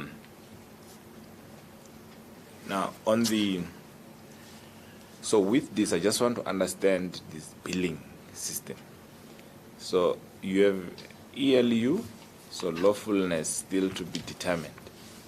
I'm calling this correctly, right? Yes. Yes, you are correct. Let me just say, those who are that category, remember, we made a call to say everyone come and register. So we issued them with registration certificate, but we wrote there to say that we'll still determine lawfulness. Sorry for that. So we said on that category, we'll still determine lawfulness. So that, but you can be using, because you are claiming to be ELU. We can't stop you because we haven't undertaken a process. So we have that category. So we have to provide you with the data if you need more. Yeah, I think that will help, because what I want to pick up is whether you are able to accurately collect the usage data of water from these, because I think for us, the question we asking is whether are there any distortions in the market that give, I suppose, other players an advantage over the other, right? And I think if that information is made available, it would be very useful to this inquiry. Yes, it will be provided. But the metering issue, just understand, you say I think if what is this 90%? Because I think us, of course, for payment, what is the 90%? Indicate that close to 90% of cannot be managed. Registered with the WC is ELU. This shows that 90 of the users in our database for worms, they registered as ELU, though we have to determine the lawfulness and issue those declaration letters. It doesn't mean they can't be managed. But there's no requirement to measure. They must measure. Okay, so is there... So what Yeah, are you you can just answer. clarify, please, Okay. because it's so that we understand this. But I think that information will need it for agriculture, Yeah. right? So that we understand if that scenario does cause any distortions Okay. or not. Yeah, this one is trying to say of all the existing lawful water users, because in their authorizations or entitlements, there was no condition to say they must measure. So if we are not measuring, or if we are not instructing the water user to measure, then that will result in poor management of the water resources. So this bullet is trying to address there, to say we need to enforce. There's a need for regulation to be published in order to close this gap. Because without having measuring devices, it's difficult to manage the water resources. Oh, that's clear. So from 2020 then of these, Yes. what proportion of these are you measuring? Monitoring, maybe. I think that can is be monitoring. I No, don't know I think- what I you think- call it. I think, Chair, you'll have to receive a report from Yes. my colleagues here that says of this 90%, how many people, by the close of date of that instruction, they were able to install the devices, and they are still giving the records so that we can know. But she will select agriculture Yes. of these ones. And then she will give you to say, yes, they are measuring, or they are not. So you'll still get another percentage. No, thank you very much. I think that will be very helpful. The one last question, though, I think there are a lot of submissions that even I think will be engaging some banks, is that one of the key considerations they make when they grant the loans is the water rights. Yes. And the reasons for not granting the loans, they say it's water rights. Yes. Right. So That's true. yes, and I wonder, what's the connection? Is it that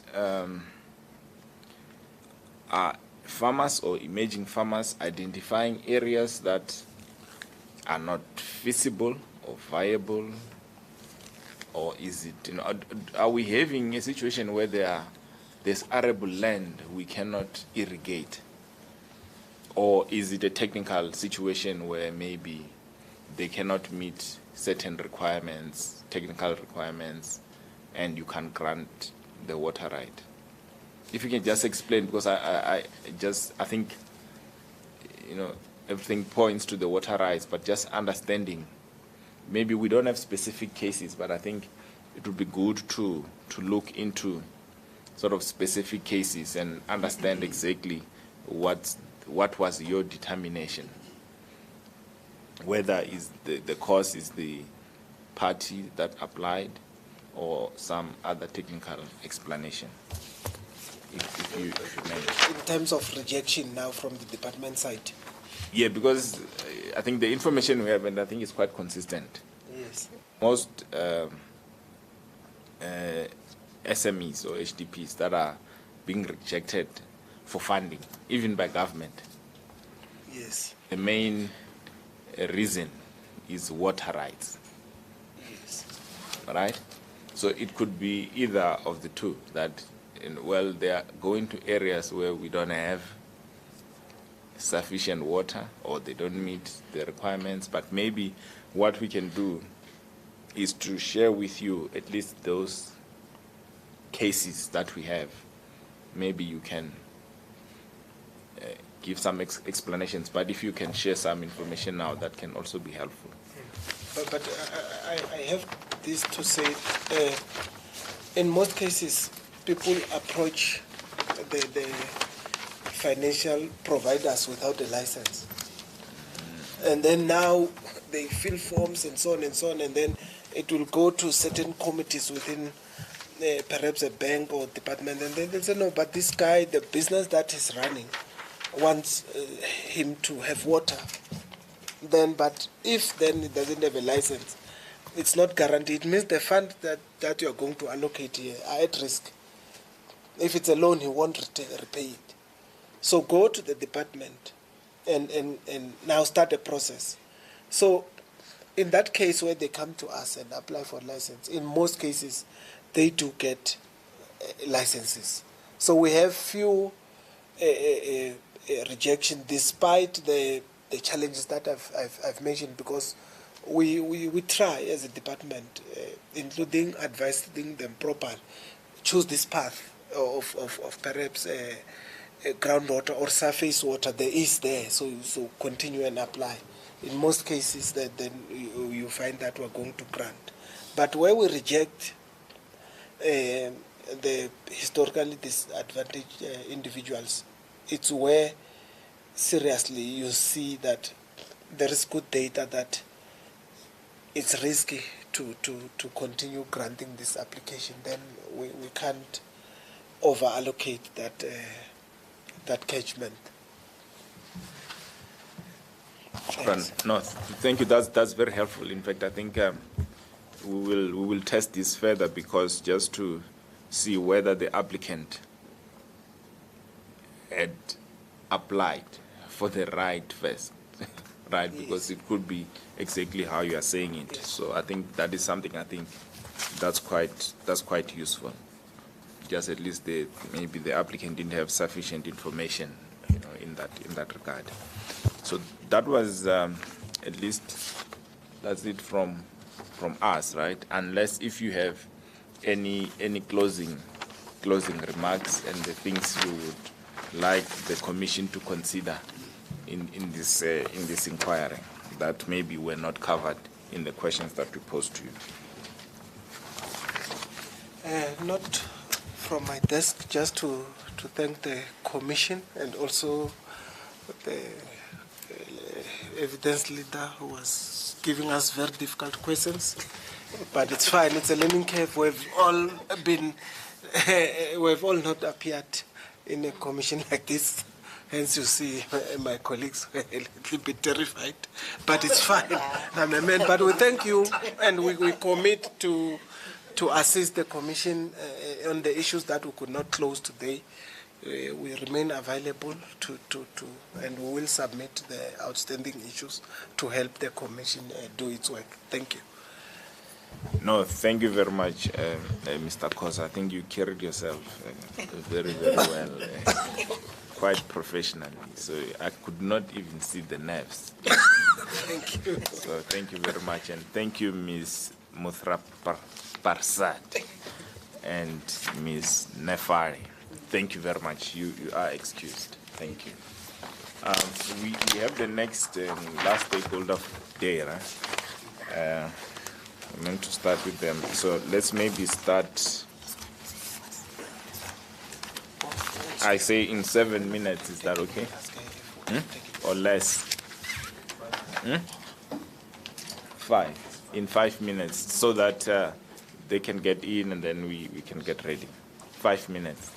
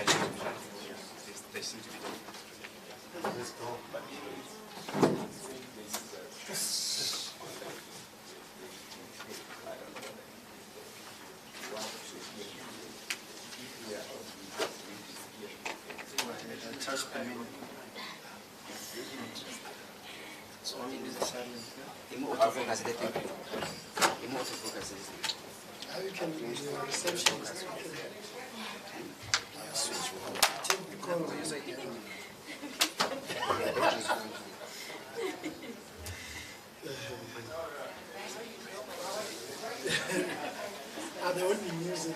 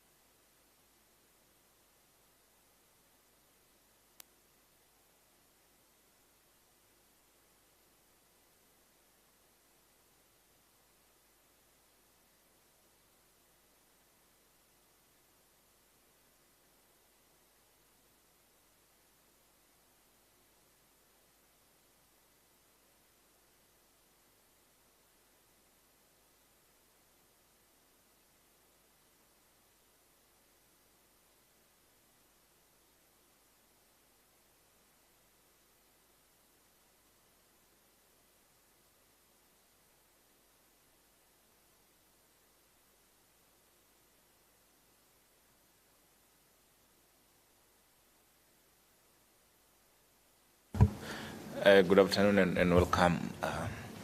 We have our last stakeholder of the day, Standard Bank, South Africa Limited. Is that correct? Yeah, Standard Bank, South Africa Limited. And Fundo Ngobese is the evidence leader. We'll Thank take you, Chair. through. Thank you. Good afternoon. We will start with the housekeeping. So if you can perhaps give us your full names, the representatives from Standard Bank.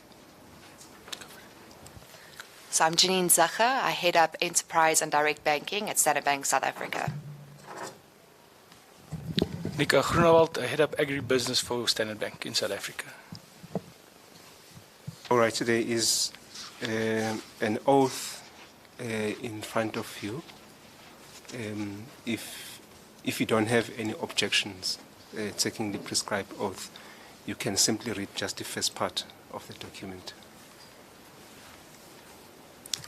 I swear that the evidence I shall give shall be the truth, the whole truth, and nothing but the truth, so help me God. I swear that the evidence I shall give shall be the truth, the whole truth, and nothing but the truth, so help me God. Thank you. All right. If you can just, it's going to be two sections in this discussion. You're just going to give us a presentation of who Standard Bank is and in relation to agriculture, specifically fresh produce, your activities there, and any challenges that we are facing generally on what we are doing in the fresh produce market. Probably the whole chain of the fresh produce markets as well, if possible. And then we'll move on to the second section where I will be asking you questions, either on your presentation or generally on your submissions that you've made to the Commission. So I think we can move on to your presentation. Thank you. Okay. I'm going to start by just giving a bit of a lay of the land from what we as Standard Bank and specifically agriculture in Standard Bank look at. I know that the inquiry is specifically focused on the fresh produce market, but as a bank we service and we work within the broader agricultural industry, and it's not just isolated to the fresh produce market as such. As a matter of fact, in terms of the lay of the land of agriculture, it pretty much reflects what agriculture looks like in South Africa in terms of what we do in Standard Bank. So in 2017, Stats SA did a census, a agricultural census. And if those numbers are correct, and then it was further added and calculated by BFAP, which is the Bureau for Food and Agricultural Policy at the University of Pretoria, they looked at some numbers, and based on the numbers between them and Stats SA, there are in the vicinity of 40,000 commercial farmers in South Africa. Add to that, and that they calculate at the back of VAT registrations. Added to that, they added another 300,000, and I'm rounding the numbers. If you want the exact number, I can provide it to you. There's another 300,000 small-scale farmers. And then at the back of that, there's another 2.3 million households that derive their survival from an agricultural perspective. In that 40,000 farmers that sits there, it's 40,122 if I remember correctly, only about 2,600 farmers, according to Stats SA, and I'm mindful of how the Commission has sliced and diced large-scale or different sizes of farmers. Stats SA used a different category, and so does Standard Bank also. All the different entities have different ways of categorizing big, small, and large farmers. According to that, those numbers at that stage, only some 2,600 farmers were large-scale farmers, and according to that definition, that was farmers with an income of more than 22 million a year. So the distribution between large farmers and those farmers, actually those 2,610 large farms with an average income of more than 22.5 million, constituted only 6.5% of the total number of farms in commercial agricultural industry, but it accounted for 67% of total income and 51% of the income of employment. And that is predominantly the lay of the land which we as a bank play in agriculture, and I'll get to where the fresh produce piece sits in this. When you look at agriculture as a whole, the biggest portion of agriculture actually sits in the livestock environment. Some 43% of agriculture in South Africa sits in livestock. Secondly, then you've got your field crops and then horticulture, of which we're honing down into what would be in the fresh produce market. Now, if you look at what we have from those respective markets, The fresh produce piece of it, and specifically vegetables, is only about the 6th largest. So in agriculture, when you look at livestock, which is the biggest one, then obviously poultry sits in there, and that's the big one. Poultry in itself has certain challenges currently, which you might be aware of.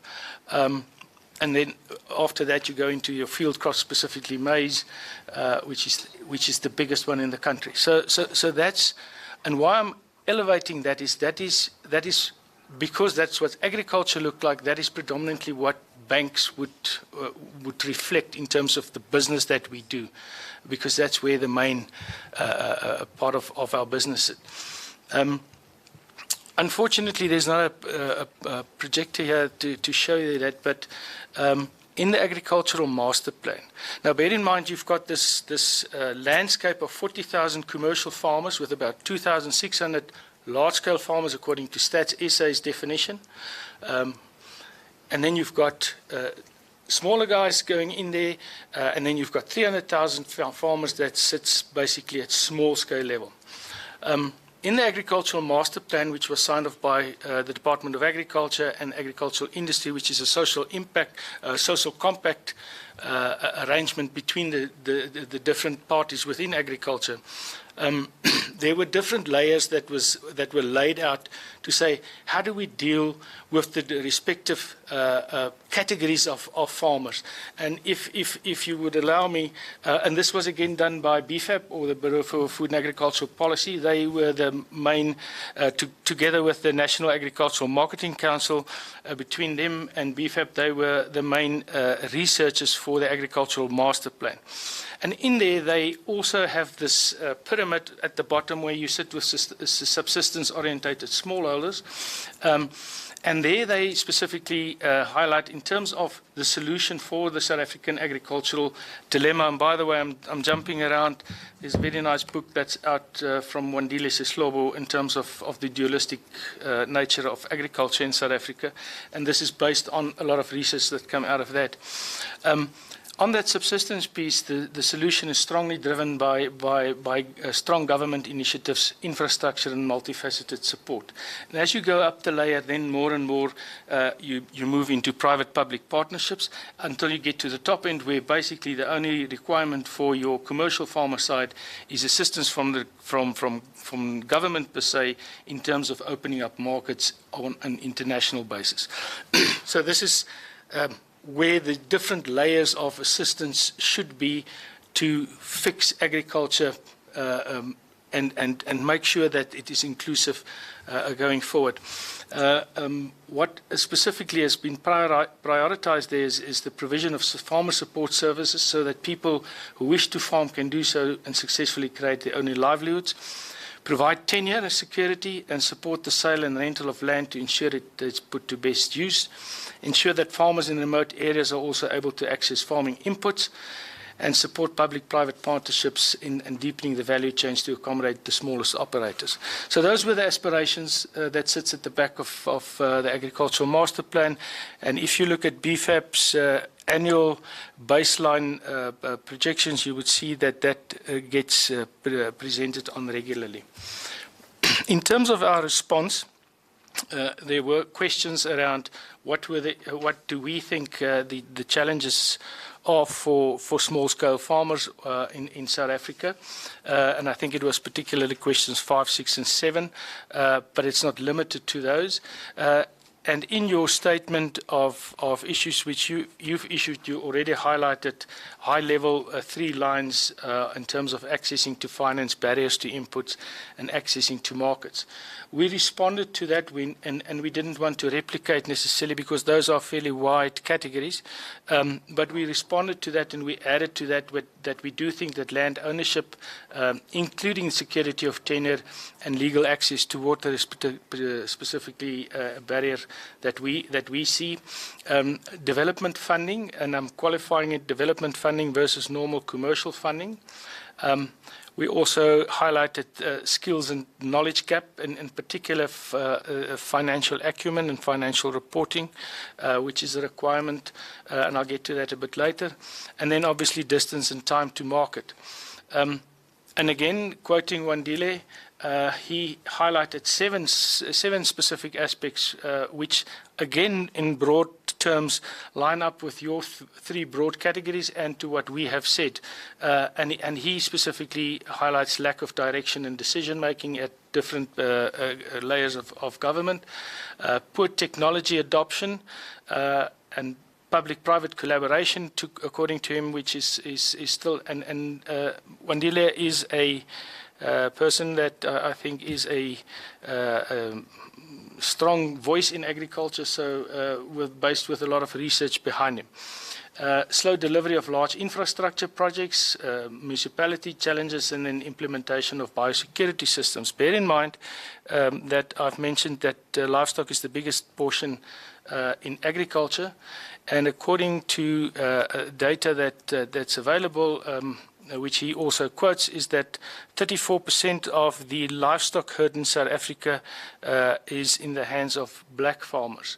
And one of the big challenges specifically around what he've highlighted there is then the implementation of biosecurity issues, which could accelerate the building of specifically that sub-industry. Right, then getting closer to what we're doing, and then the fresh produce market. And again, we don't look at the fresh produce market as a separate type of delivery unit or a price forming mechanism. It is part of a much broader base that our clients bring to us in terms of what their strategies are. Our funding approach is basically a broad one, again, but for agriculture in specific, we provide agricultural production loans, which is normally a facility that is limited to a one-year facility, and it's just to cater for production facilities. We cater for normal overdraft facilities to assist with working capital. And I'm only referring to the lending solutions bank provide. I'm now not referring to other services such as transactional and or insurance solutions that the bank provide. Because the questions were specifically around access to finance, and therefore I'm limiting to our credit solutions that we provide.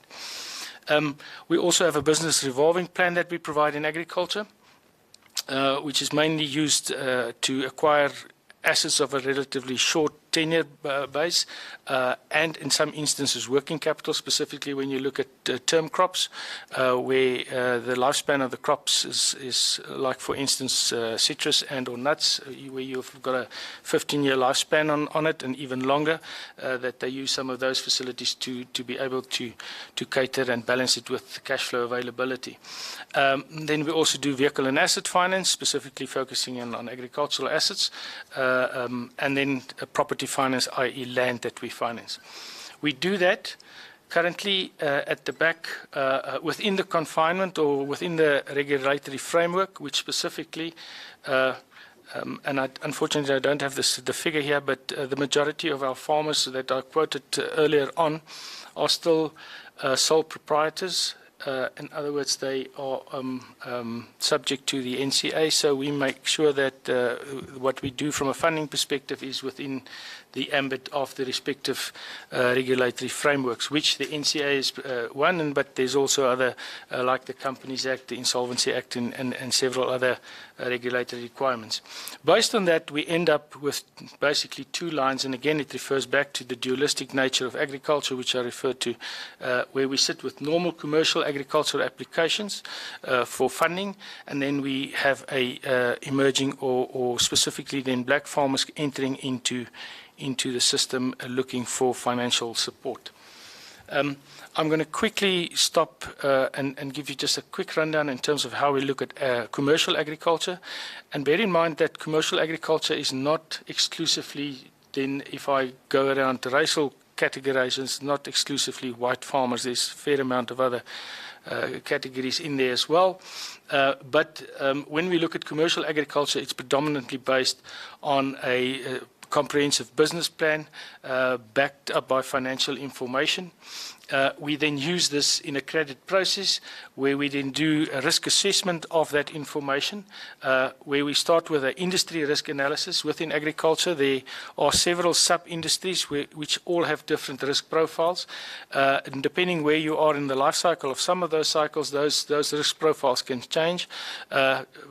Example at the moment, if you look at the poultry, which I've highlighted, there are some challenges in terms of avian flu that sits in the industry, and how does that affect the industry from a risk perspective. So we take into consideration the risk for a specific industry.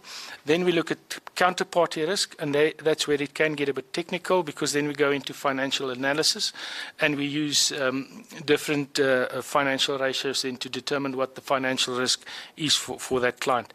Added to that, we also look at account conduct and how the customer is handling his account to give us an indication of future behavior. All of that then we combine into an assessment, and based on that then we determine what the risk is. That flows out into the terms and conditions which we would allow if we deem the risk to be acceptable. Those terms and conditions generally would be the tenure of the loan. Are we prepared to take a long-term view on the client and support with long-term funding? What requirements would we have from a deposit perspective, given the risk of the specific transaction? What collateral is available for the transaction? And then ultimately also, depending on the risk profile, what interest rate would we charge based on that.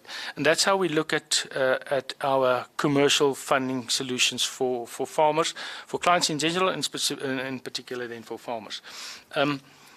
I'm going to hand over to Janine to give you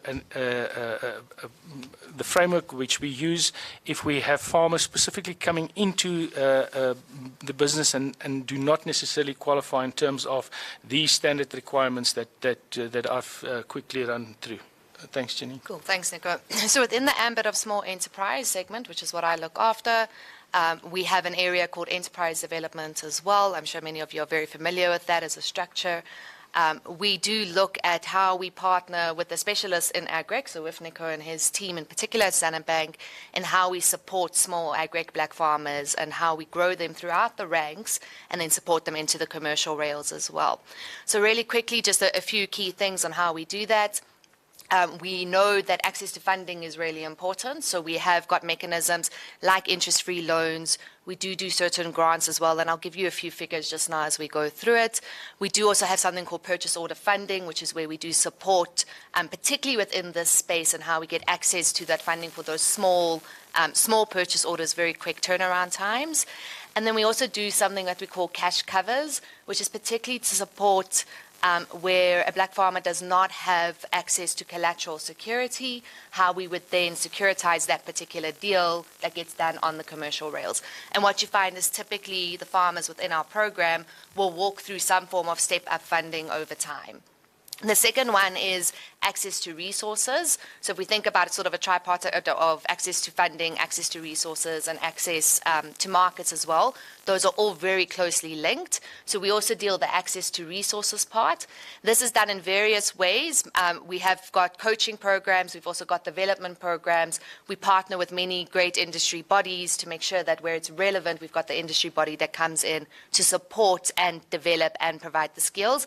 And of course, then, as well as the financial skills that are needed. So how do you now manage the finances as well as part of being a business owner? And then the access to markets, really important factor. Without access to market, you don't have somebody on the other side that's willing to buy your goods. So we do look at how do we generate some of that access to markets. We understand that this is not always the easiest thing to do, and that's not just for agriculture, that's across small enterprises and small businesses in general. So we do look at how do we work with some of our bigger players once again to support in that ecosystem. We have also created some of our own mechanisms, which I'll talk about really quickly as well. To give you a bit of an overview, so to make it just come alive, some of the actual programs that we have done and some of what we've looked at, I'm going to try not to mention names because I don't have permission to mention them today, but I will give you broad strokes at least in terms of what we have been doing. In the Free State in particular, We have got a program that is running there. It's got about 2 different partners that we partner with. We've invested 5 million rand in that program since 2019. Please bear in mind that that includes, of course, the years of 2020 to 2022, where we could not formalize certain programs. So there was a little bit of a delay in some of what was done, not necessarily in everything, but we had to slow down some of our formal programs and face-to-face interventions. In this space in particular, we don't take our agric enterprise development programs typically through an online type of program. As Nico will tell us, you cannot teach a farmer online what they need to necessarily do. So it's really important that we do have those face-to-face interactions as well. There, we've got 166 farmers that are currently on the program.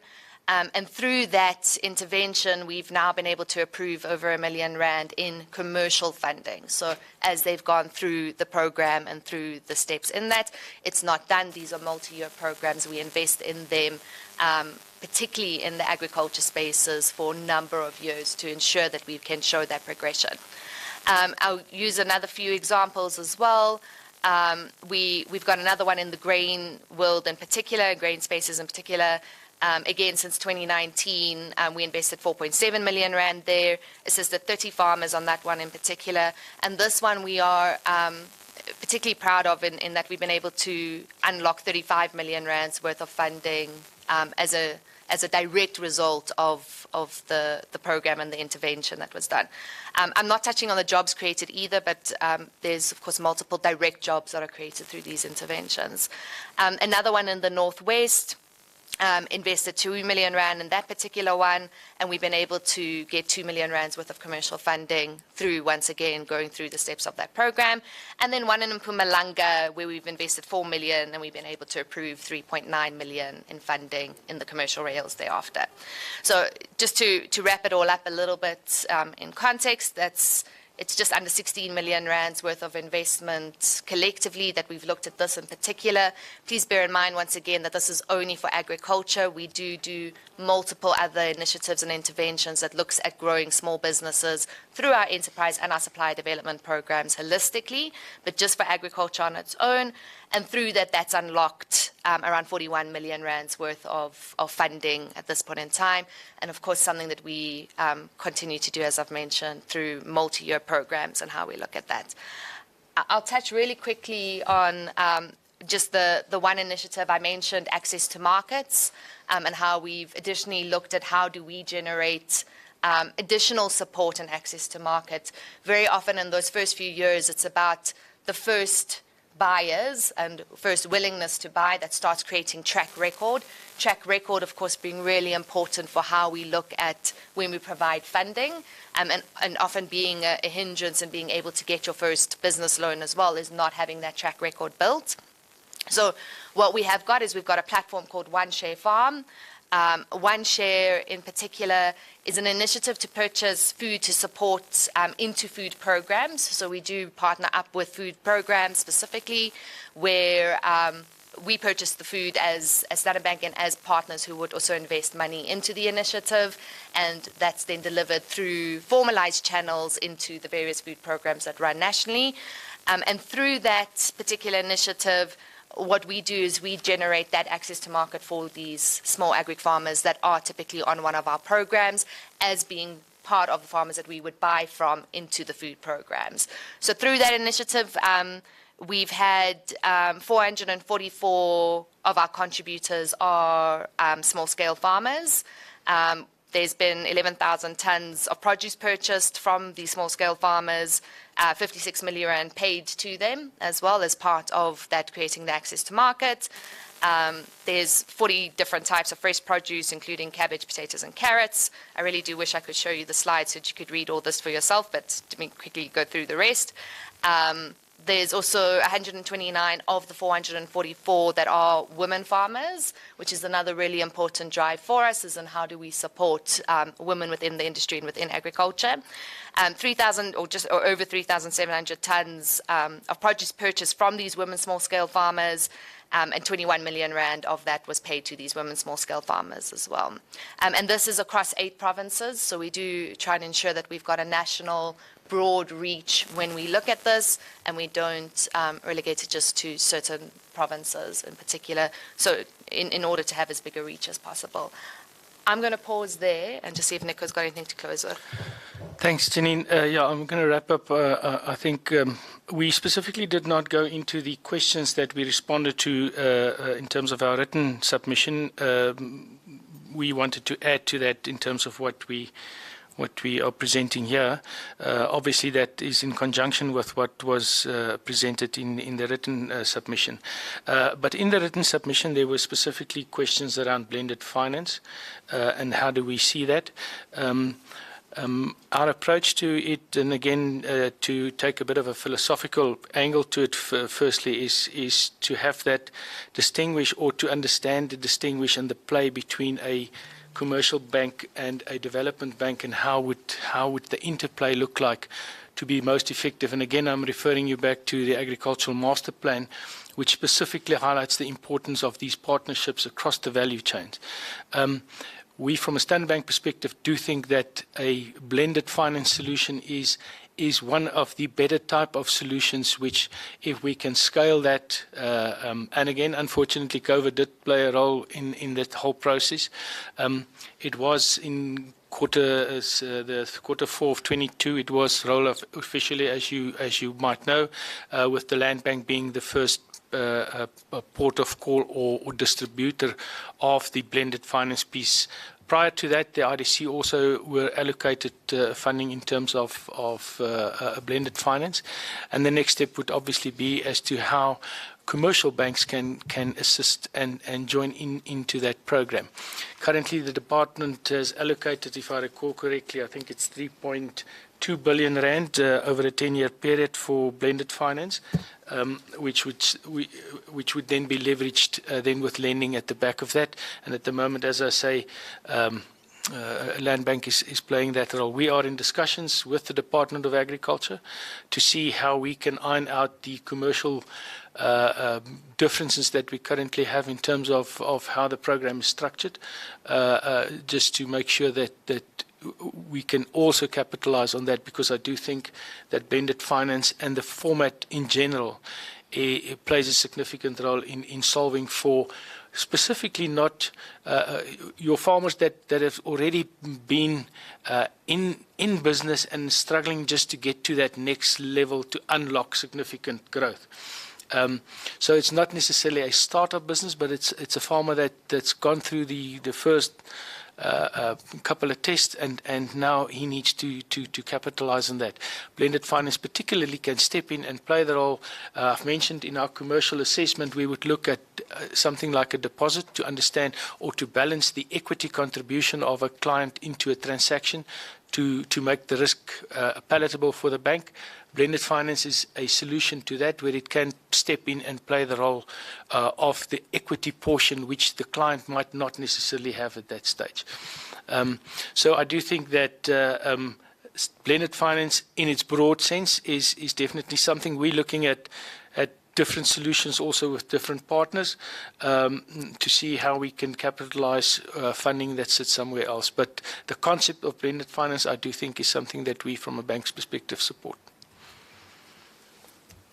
And I think that is, from a presentation perspective, what we wanted to add to our written submission. Thank you for that presentation.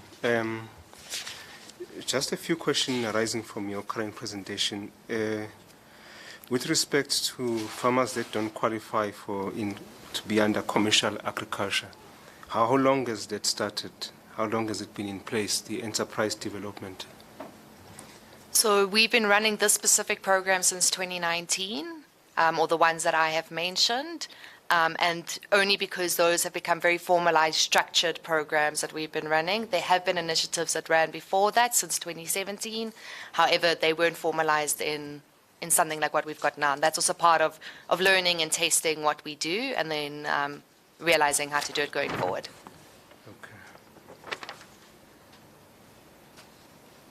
All right. And on agriculture in general, compared to other sectors, do you think the risks in agriculture are quite significant compared to the other sectors? What is your assessment of agriculture? It is a interesting question in the sense that if you talk to investors that are normally investing into the broader economy, they might have a different view around the risks sitting in agriculture. We argue that agriculture, to understand the deep cycles in agriculture, is particularly important because then you can mitigate the risk. From the outside, you would argue that because you sit with deep cycles that are driven by nature and not just necessarily by market, so you've got a combination by market cycles as well as natural cycles that's sitting at the back of that, and then you can add to that the aspect of climate that is ever important, that for the ill-informed, you could argue that agriculture is more risky. We argue, though, that the importance of agriculture is to make sure that you have proper insight into those cycles. And again, agriculture is a broad concept. You're sitting with something like just close of 30 subsectors in agriculture, which all have different cycles. And you might be going into one part of agriculture in a very difficult cycle, a down part of the cycle, whilst other parts of that cycle might be in up, and therefore you need to understand that piece in particular. So my answer is biased towards agriculture, because I do think that if you understand agriculture, you can actually mitigate all the risks that sits there. Yes, I presume that is what Standard Bank is doing. I would hope so, yes, sir. Okay, because the risks are there. So it has not discouraged Standard Bank to continue lending farmers in agriculture. But is the terms of lending compared to the other sectors, are they accommodative of those risks that you've identified? Or how is Standard Bank structuring its finance when it's lending to the agriculture compared to other sectors? Do you soften the burden? Yeah, we try to tailor-make the solutions alongside the life cycle of the agricultural produce that is produced. And then again, an example, when you finance long-term crops such as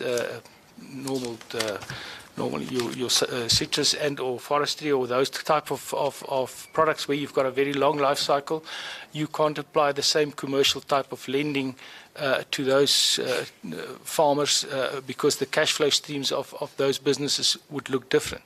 And we try to tailor-make as far as possible to accommodate those kind of cycles that sits in those industries. Again, if my example of poultry earlier on, where you've got 6 or 7 cycles in a year in terms of broilers, then you would structure your loans differently to accommodate that. So in a long-winded answer, we try to solve for agriculture in a specific way. Yes. And then moving now narrower to fresh produce, is the risk compared to other units within agriculture, is it, or how do you see it? Is it quite different from that, from the other, like livestock, for instance, or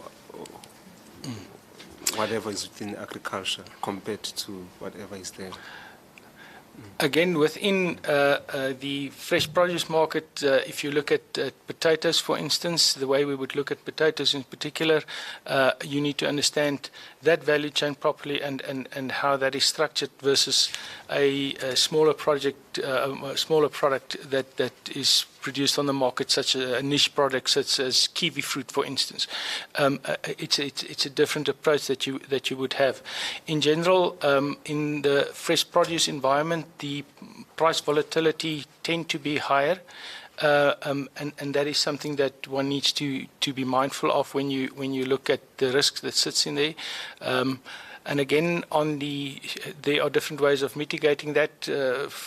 In the commercial space, obviously, a fair amount of what is produced might be under a contract where price formulation or the volatility of price can be tempered down.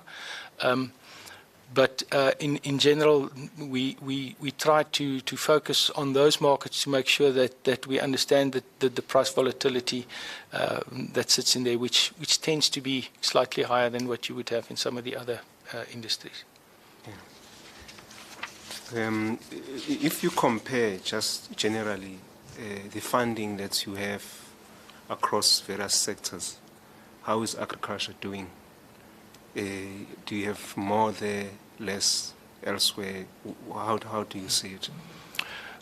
I can only speak for the portion of the bank which I am part of, and in there agriculture is a large player when it gets to lending. And again, one needs to understand the dynamics of agriculture. If you look at agriculture in general, because of the way agriculture is structured, it does require a fair amount of capital to specifically on a commercial scale farm, and therefore there's a fair amount of lending in there. But I don't think that it is disproportionately skewed to any of the other sectors.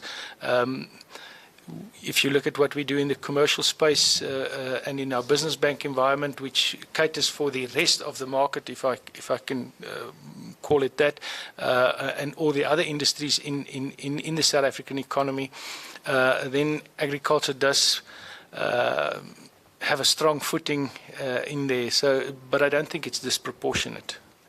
Okay. In your collaborations with the department, are there other commercial banks there, or is just you? No. The initial discussions around blended finance was initiated in terms of the concept between the department and BASA, the Banking Association. Those discussions were taken up to a specific point, and thereafter the individual banks went into individual discussions with the department to ensure that we adhere to the competition requirements that would flow out of whatever solution we then design with the department. So all the other banks, let me rephrase, the four major banks that are prominent in agriculture are also talking to the department, and all of the banks are obviously at various stages in terms of negotiation with the department. Yes. So the funding that is unlocked there, does it go predominantly to SMMEs, HDPs, or it's across? Yeah. Again, if you look at the availability of the blended finance solution, which only came into play towards the end of last year, and only then to Land Bank at that stage. So it's a bit early for me to say how that would look like in practice, because we haven't kicked it off from a Standard Bank perspective.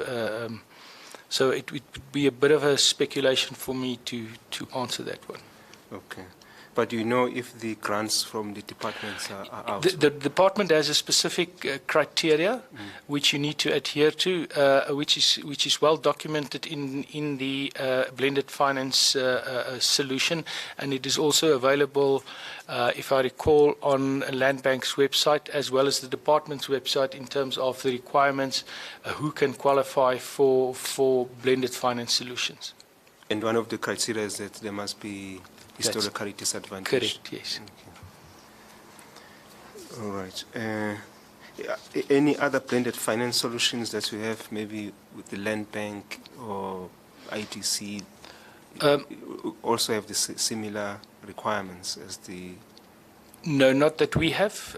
We do have solutions, what we call growing schemes, which, as Janine has alluded to, which we would then partner with a third party, in particular a industry body, which we prefer to do to make sure that the necessary technical mentoring is also included in the package, and then between them and us, we would then look at a version of blended finance. We are in talks with foreign bodies to see if there's not possible solutions that we can unlock there, but it would be too early for me to put that as a definite solution. I do think there's a fair amount of upside on that side specifically. Yes. We've had issues of lending being pointed out by some of the people that came before us, especially when it comes to the fact that one may not have the right, water right, for instance, and as a result of that, won't be able to get finance. Do you have any assistance that you provide to individuals in that particular situation? Unfortunately, we can't step in to provide an alternative solution, for instance, for water right or the lack thereof. We are bound to adhere to the requirements of irrigated production, and we can't assess or fund a business if the water rights are not a clear, definite in it, because the risk of the water not being available is simply too big. So we can't provide a alternative to that, unfortunately. Yes, because what we are getting from the participants is that these small and medium enterprises will need to perform some studies, for instance, to drill a hole and check if there's water and then prepare. But mainly they must employ experts who are supposed to assist them in drawing a report that they will submit when they're applying for water rights. And that could be a hindrance because some of these entities don't have the finance to do that. So have you looked at that aspect? We haven't looked at the aspect of the water rights in isolation to have a specific solution for that, no. I just could mention perhaps that, again, when we look at the structuring of these grower schemes, we could, in terms of our enterprise development solution, look at something there if that ring-fenced environment allows us to then cater for the appointment of a specialist and then use our enterprise funding to do that. But we haven't had a case like that we could test. Yes, because I mean you may be sitting with potential farmers who are not part of your programs because they simply cannot even start because they need finance to get the water rights, and if they don't have that finance, it's difficult. So that's why I think this blended finance thing might probably help in that regard, but probably even your own initiative, if you can. I mean, it's something that probably you should look at and see where you can assist. Yes, sir. All right.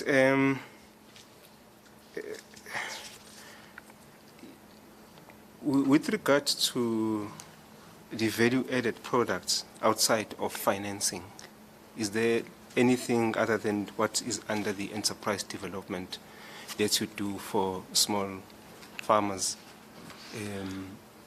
I think in particular, which Janine has alluded to, I do think the struggle in terms of access to market and our solution from a one-farm share perspective to create a market platform for small-scale farmers where the bank specifically steps in and buy the product from the farmer. So it's a commercial transaction which then evolves out of that, just to get the farmer off that first, to get the momentum to start producing and generating a profit, and the track record that she spoke about.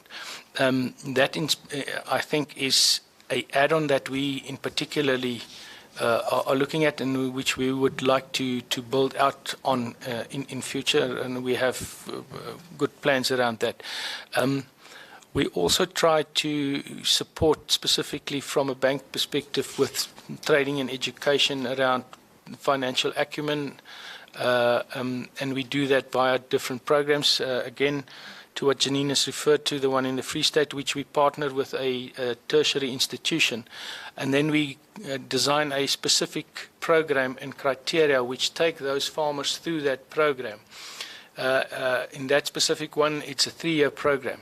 And at the end of that program, that farmer is then at the point where he has gained enough skills and knowledge to come into our commercial environment and not necessarily sit in the emerging space only.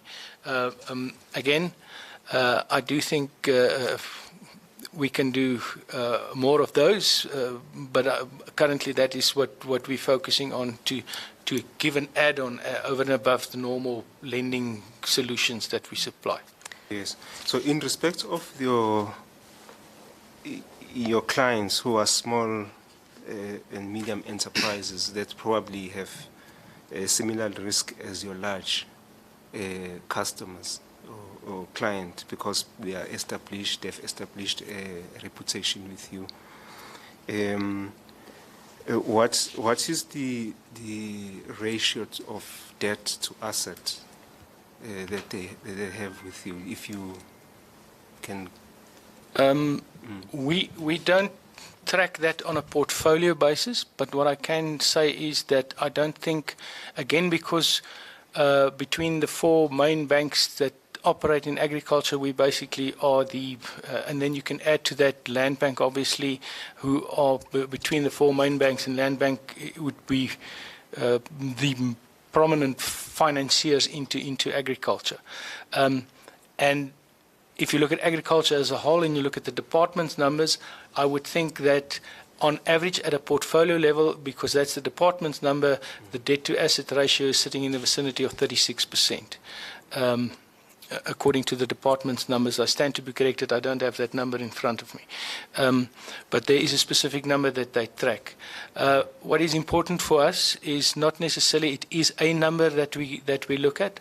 What we are particularly interested in is to make sure that we understand the free cash that a business generates, and we start there first and foremost to understand the cash generating capacity of the business, and then as an add-on you start adding the ratio between assets and liabilities. Some of those assets might be highly illiquid, and that cannot necessarily contribute to generating enough cash for the business. So that's predominantly where our focus are.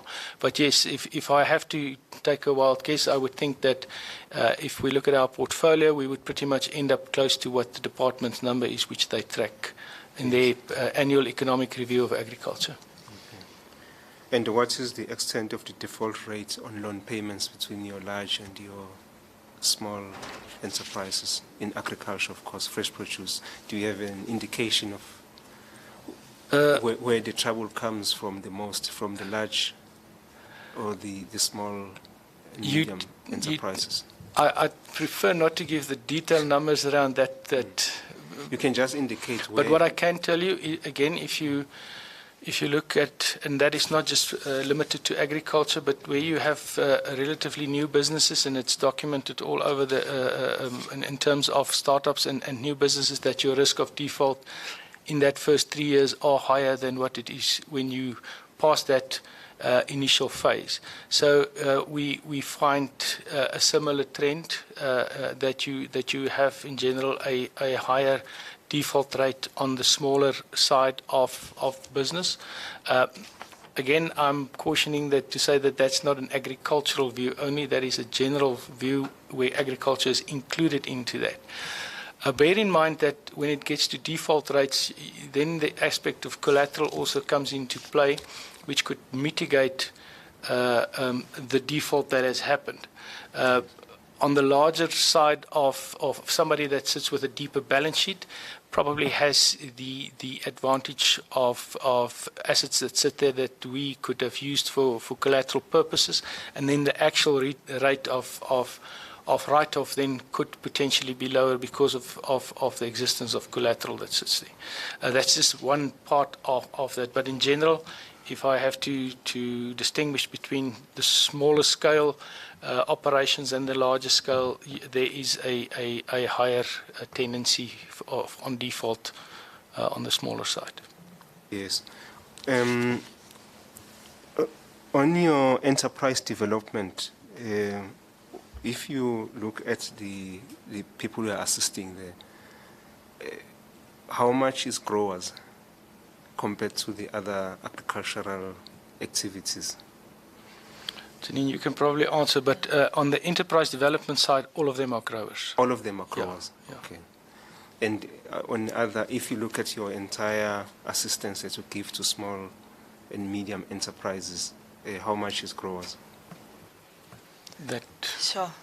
Look, I wouldn't be able to give you an accurate figure right now on that one in particular. We have had a particular emphasis on agriculture in enterprise development, alongside a few other sectors and industries as well. So it definitely gets a dedicated focus, but I wouldn't be able to, off the top of my head, give you that exact ratio right now. Yes. Just then, generally on the, this is my last question, Chair, looking at the time. Yes, just looking generally then at the, probably the philosophy that you have as Standard Bank in approaching the issue of small businesses and transformation of the sector. What benefits from a commercial perspective do you see arising from your involvement in making sure that the SMMEs get the finance and also transforming the sector? What sort of benefit do you see unlocking for Standard Bank in the long term if you involve yourself in the activities concerned? You want to go first? Sure, I'll go first. Look, we've got a very deliberate focus as Standard Bank in what we do and how we do it. And transformation, we often speak about we are an area that looks beyond the scorecard. So yes, there are scorecard requirements that need to be met, and we do those, but we go beyond that as well because we fully believe in the deliberate transformation within the entire ecosystem. So there's very direct efforts. Those direct efforts also mean that we've got teams of people that directly support. So this is not an outsourced function for us. We always keep in-house those items that we believe are core to us as a bank. So this is core to us and our overall growth as well. And of course, we fully believe in diversification across the board, which does look at multiple different elements, and not only in small businesses, but even in our own organization as well and what we look at. But that diversity is really important to creating a sustainable future. So we are very much committed and very deliberate in our actions around it as well. I can just add, and unfortunately we couldn't show you the slides, but we've got 4 examples of small farmers that we've assisted with this. And I am now arguing or speculating, but given the fact that we've seen that over time, I do believe that those 4 farmers which we used there as an example, providing assistance with access to market, if they succeed in their businesses, we as a bank will succeed because we will have their business in future. So there is a benefit for us in the long run, over and above the importance of being a responsible corporate citizen. The longer term upside from a business perspective, if those farmers, if we can get them successful and they remain successful, we would be benefiting from that from a pure business perspective. Yes, but we are not tying them to any commitments, any contracts. No, we would not. We can't do that. Okay. No, thanks, Chair. Thank you, Mr. Ngobese. Mr. Mara, do you have anything? Your side? Okay. All right. Thank you, Chair. Really, just one follow-up from me, and I just want to take us back to the enterprise development, supply development, growth schemes in particular that you mentioned. What I'm particularly interested to understand is essentially how deep Standard Bank's involvement is when it comes to those programs, particularly with the farmers. You know, and if you have an example, and I think it's been touched on sort of throughout, but maybe, you know, together, sort of how deep is that, you know, involvement? And I'm asking this in the context of, we've heard from, you know, retailers in particular that also have supplier development and sort of facilitating participation and access for SMEs and HDPs, that, you know, some of the involvement is, you know, extremely detailed. So in comparison, I mean, I'd just like to understand Standard Bank's position. Yeah, absolutely. And I'll start, and Nico, please do add as well if there is anything. We do get very involved in the programs. So to the level where the enterprise and the supplier development team will know the farmers by name and will be there in the programs, are there during the course of it, and do engage and interact. We're also very fortunate in that we've got the very broad footprint that we've got. So it's not only relegated to an enterprise development team, but we of course have our relationship managers that also sit within the regions that service our full business and commercial banking suite, but also have some deep agriculture specialities and expertise as well. So what we do find is that we get our relationship managers involved, and then we start looking at the broad spectrum of your financial needs. We play a very, because our strength, of course, lies in financial services, we play a very deliberate role in growing your financial acumen, understanding the financial role within a business, all the way from understanding separation of your personal and your business accounts as a starting point so that you can build that track record in your business capacity. We would get quite involved there, and then, of course, also support to open up those accounts and then support to carry through the relationship as well from there. So we're very, you know, I used it earlier when I was answering the question there as well, but just have a very deliberate approach, and we don't believe you can be deliberate if you outsource that completely to somebody else. So we need to partner because we don't know everything. We don't have the skills in absolutely all the environments. We partner for those skills, but we get deeply involved ourselves. Right. And I guess that, you know, leads me also to saying, well, I mean, it does sound like through trials and tribulations and, you know, mistakes and successes that Standard Bank has sort of a recipe here that seems to be working, at least if I listen to your figures. I mean, part of what we're considering is to say, look, where we come across certain recipes, certain models that work, you know, you might not necessarily be empowered to force others to accept the same, but at least you can talk about it. And that might stimulate further uptake, which, you know, by the end stimulates further participation, further opportunities. I mean, is this something that Standard Bank would be happy to discuss further with the Commission to say, all right, you know, here's the sort of recipe, here's the model, the do's and don'ts. Yeah. We're following similar processes with some of the other supply development programs to understand those better, to discuss them and say, look, you know, here's, for anyone that's looking to invest, that's looking for opportunities, this is how it can be done.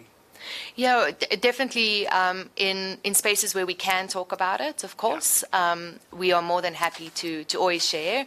I think we have the philosophy as well that sharing normally does allow us to attract more, to do more of the things that we know work. And in ensuring that we create that step of funding that ultimately results in commercial funding as well and being able to access more. That's really core for us. So it's not about just going through a program and then hoping for the best thereafter. We actually handhold into the next realm as well. And I think the more that we can do that, the more funding we get to do more of that, the wider reach there is. So for the purpose of that, we're always happy to share. Thank you. Thank you, Chair. Thank you, Mr. Amare, and thank you for the submissions. Maybe two questions just on market access. Just what are your considerations? So what kind of requirements do you need of a farmer? So when you need to fund a project, what kind of commitments do you need from buyers? What would make a bankable kind of business from a farming point of view? What we refer to commonly there is the market risk in terms of the volume and the value that would be, at the end of the day, be produced and then need to be sold to realize the anticipated income. So what we would require in general from a farmer is to understand how he manages his price risk. My answer now is coming out of a commercial environment. I'll add on to what we do in the emerging environment. So we would normally require an understanding of how he mitigates the market risk. When you look at aspects such as the fresh produce market, which I've mentioned, where you do find a fair amount of volatility in terms of the product prices, normally your established farmers have a history which they can present to show you how they manage the risk.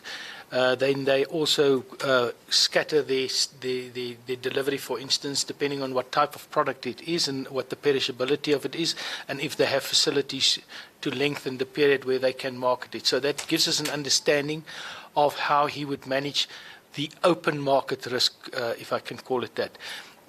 A fair amount on the commercial side. There are offtake agreements in place which then mitigate or reduce the market risk per se, because the price and the volume are normally in different layers in there.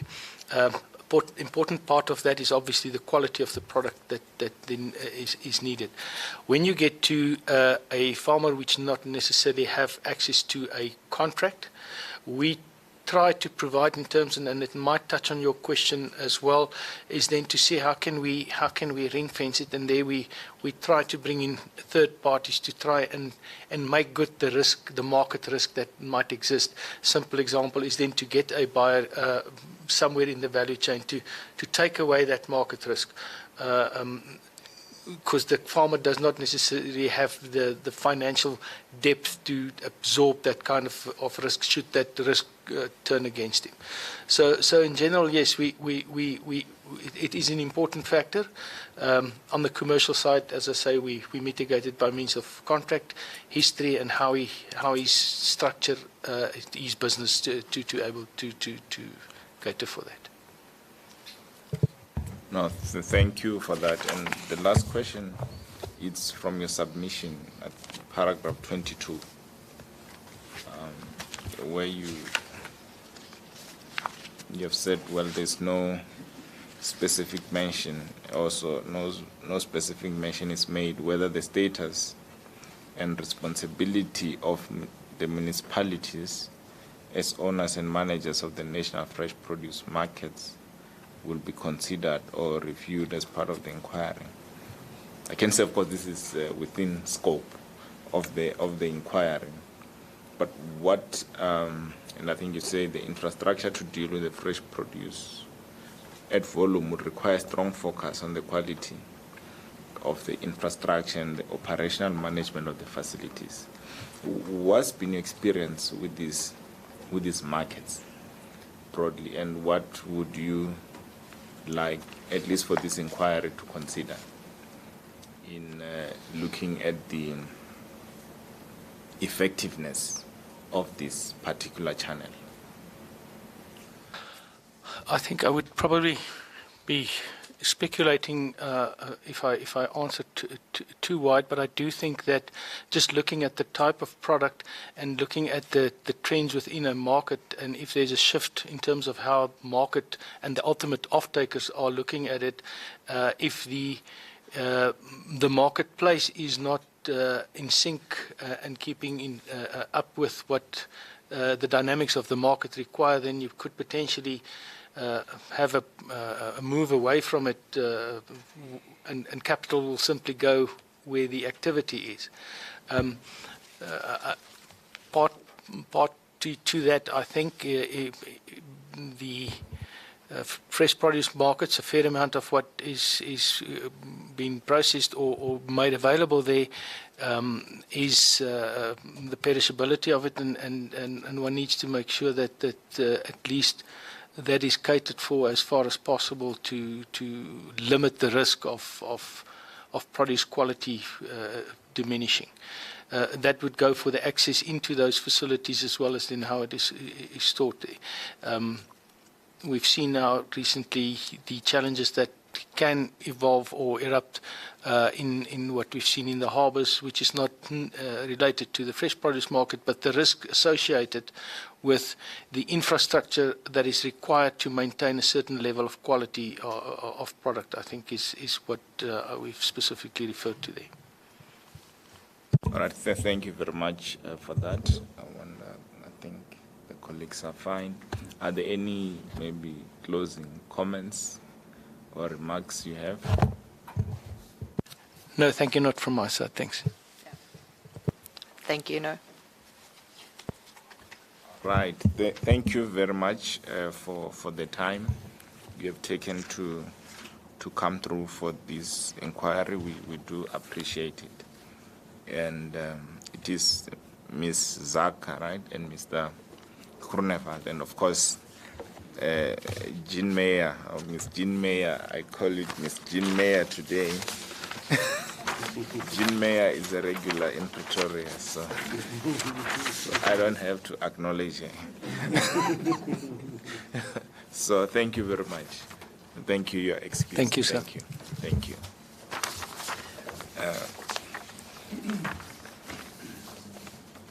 So we have come to the end of the session today. And you'll confirm this, we resume tomorrow at 9 a.m. We will have the major national fresh produce markets. Is it Johannesburg, Durban, and Tshwane, right? And the Agricultural Produce Agents Council. Right, so those are the 4 stakeholders that we will do tomorrow. So we're starting tomorrow. Is it Thursday 26 at 9 a.m. At 9 a.m. We're starting at 9 a.m. So thank you very much. So this brings to the end the proceedings of today.